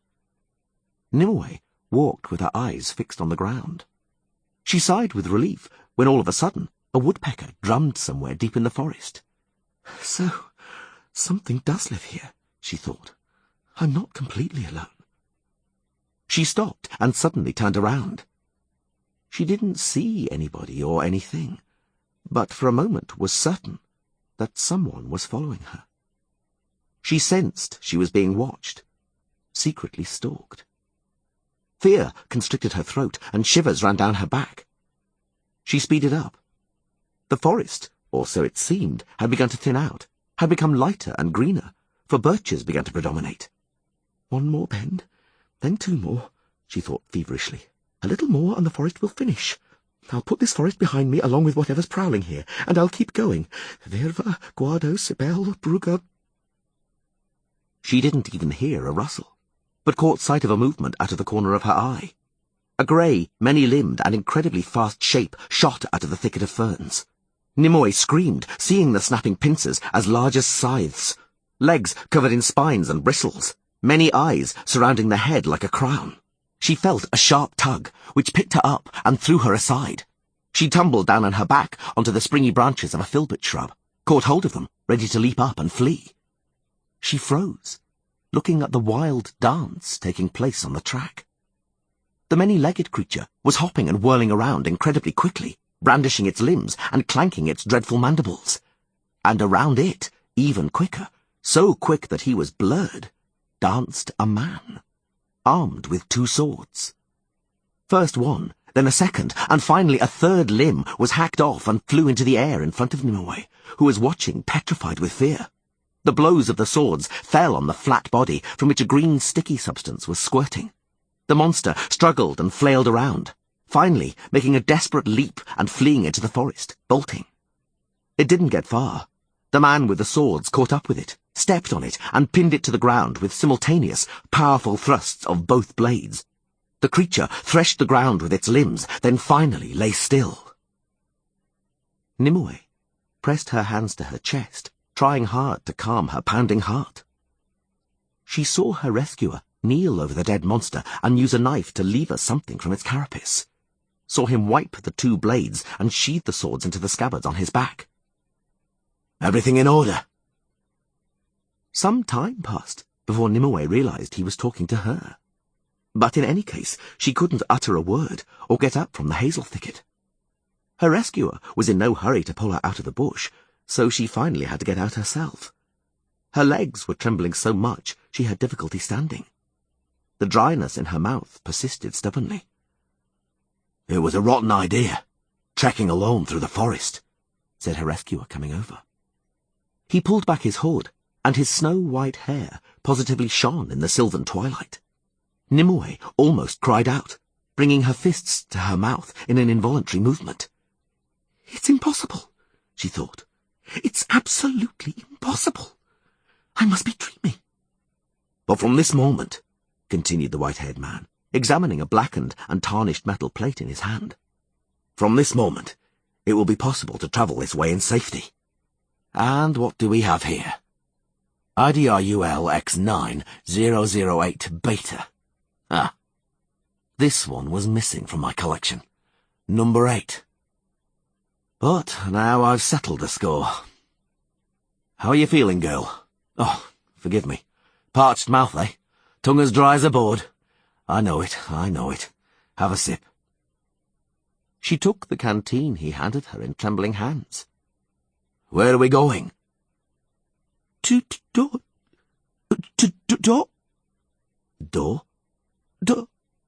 Dorian. What was that? That thing over there?" "A work of art. Masterpiece number 8. It's actually not important what it was. What's important is that it's no more. But who are you? Where are you making for?" She nodded her head and swallowed, and spoke, astonished by her own courage. I'm Nimue Verk Vladir Afgwyn. From Dorian, I'm going to Anchor, and from there to Gorsfalen and Aretusa, the school of sorceresses on the Isle of Thaneth." "Oh-ho! And where did you come from?" "From the village of Virva, via Guado, Sibel, Brugge, Casterford." "I know that route," he interrupted her. "You've truly trekked through half the world, O Nimue, daughter of Vladir. They ought to give you credit for that during the entry examination in Aretusa, but they're unlikely to. You've set yourself an ambitious route, O girl from the village of Virva. Very ambitious. Come with me." "Very well." Nimue was still walking stiffly. "Good sir." "Yes?" "Thank you for saving me." "The thanks are due to you. For a good few days I've been looking out for someone like you. For any travellers coming this way were in large groups, proud and armed, and our work of art number 8 didn't dare to attack anyone like that. It didn't venture from its hideout. You lured it out. It was able to spot some easy meat, even at a great distance. Somebody travelling alone, and not very big, no offence meant." The edge of the forest was, as it turned out, just around the corner. The white-haired man's horse, a bay mare, was waiting a little way further beside a lone clump of trees. "It's some 40 miles from here to Dorian," said the white-haired man. 3 days' march for you. 3.5, including the rest of today. Are you aware of that?" Nimue felt a sudden euphoria, eliminating the torpor and the other effects of terror. "It's a dream," she thought. "I must be dreaming, because I can't be awake." "What's the matter? Are you feeling well?" Nimue plucked up her courage. "That mare," she said, so excited she was barely able to enunciate her words. "That mare is called Roach, because all your horses bear that name, for you are Geralt of Rivia, the Witcher Geralt of Rivia." He looked long at her, and said nothing. Nimue also said nothing, eyes fixed on the ground. "What year is it?" 1,300, she said, raising her astonished eyes. 1,373 after the revival. "If so..." The white-haired man wiped his face with his hand in his sleeve. "Geralt of Rivia has been dead for many years. He died 105 years ago. But I think he would be happy if... He'd be happy if people remembered him after all those 105 years. If they remembered who he was. Why, even if they remembered the name of his horse. Yes, I think he would be happy, if he could know it. Come, I'll see you off." They walked on. Nimue bit her lip. Embarrassed, she decided not to say anything more. "Ahead of us is a crossroads and the highway," the white-haired man said, breaking the tense silence. "The road to Dorian. You'll get there safely. The Witcher Geralt didn't die, Nimue blurted out. He only went away to the land of the apple trees. But he'll return. He'll return because the legend says he will. Legends, fables, fairy tales, stories and romances. I might have guessed Nimue from the village of Verva, who's going to the school for sorceresses on the Isle of Thanet. You wouldn't have dared undertake such an insane quest had it not been for the legends and fairy tales you grew up on. But they're just fairy tales, Nimue. Just fairy tales. You've come too far from home not to understand that. The Witcher will return from the beyond. Nimue wasn't giving up. He'll return to protect people, so that evil will never hold sway again. As long as darkness exists, witches will be necessary. And darkness still exists. He said nothing, looking away. He finally turned towards her and smiled. Darkness still exists, he agreed. In spite of the progress being made, which we're told to believe will light up the gloom, eliminate threats and drive away fears. Until now, progress hasn't achieved great success in that field. Until now, all progress has done is to persuade us that darkness is only a glimmering superstition, that there's nothing to be afraid of. But it's not true. There are things to be afraid of. Because darkness will always exist. And evil will always rampage in the darkness. There will always be fangs and claws, killing and blood in the darkness. And witches will always be necessary. And let's hope they'll always appear exactly where they're needed, answering the call for help, rushing to where they are summoned. May they appear with sword in hand. A sword whose gleam will penetrate the darkness, a sword whose brightness disperses the gloom. A pretty fairy tale, isn't it? And it ends well, as every fairy tale should. But, she stammered, but it's 100 years. How is it possible a future novice of Aretusa may not ask questions like that?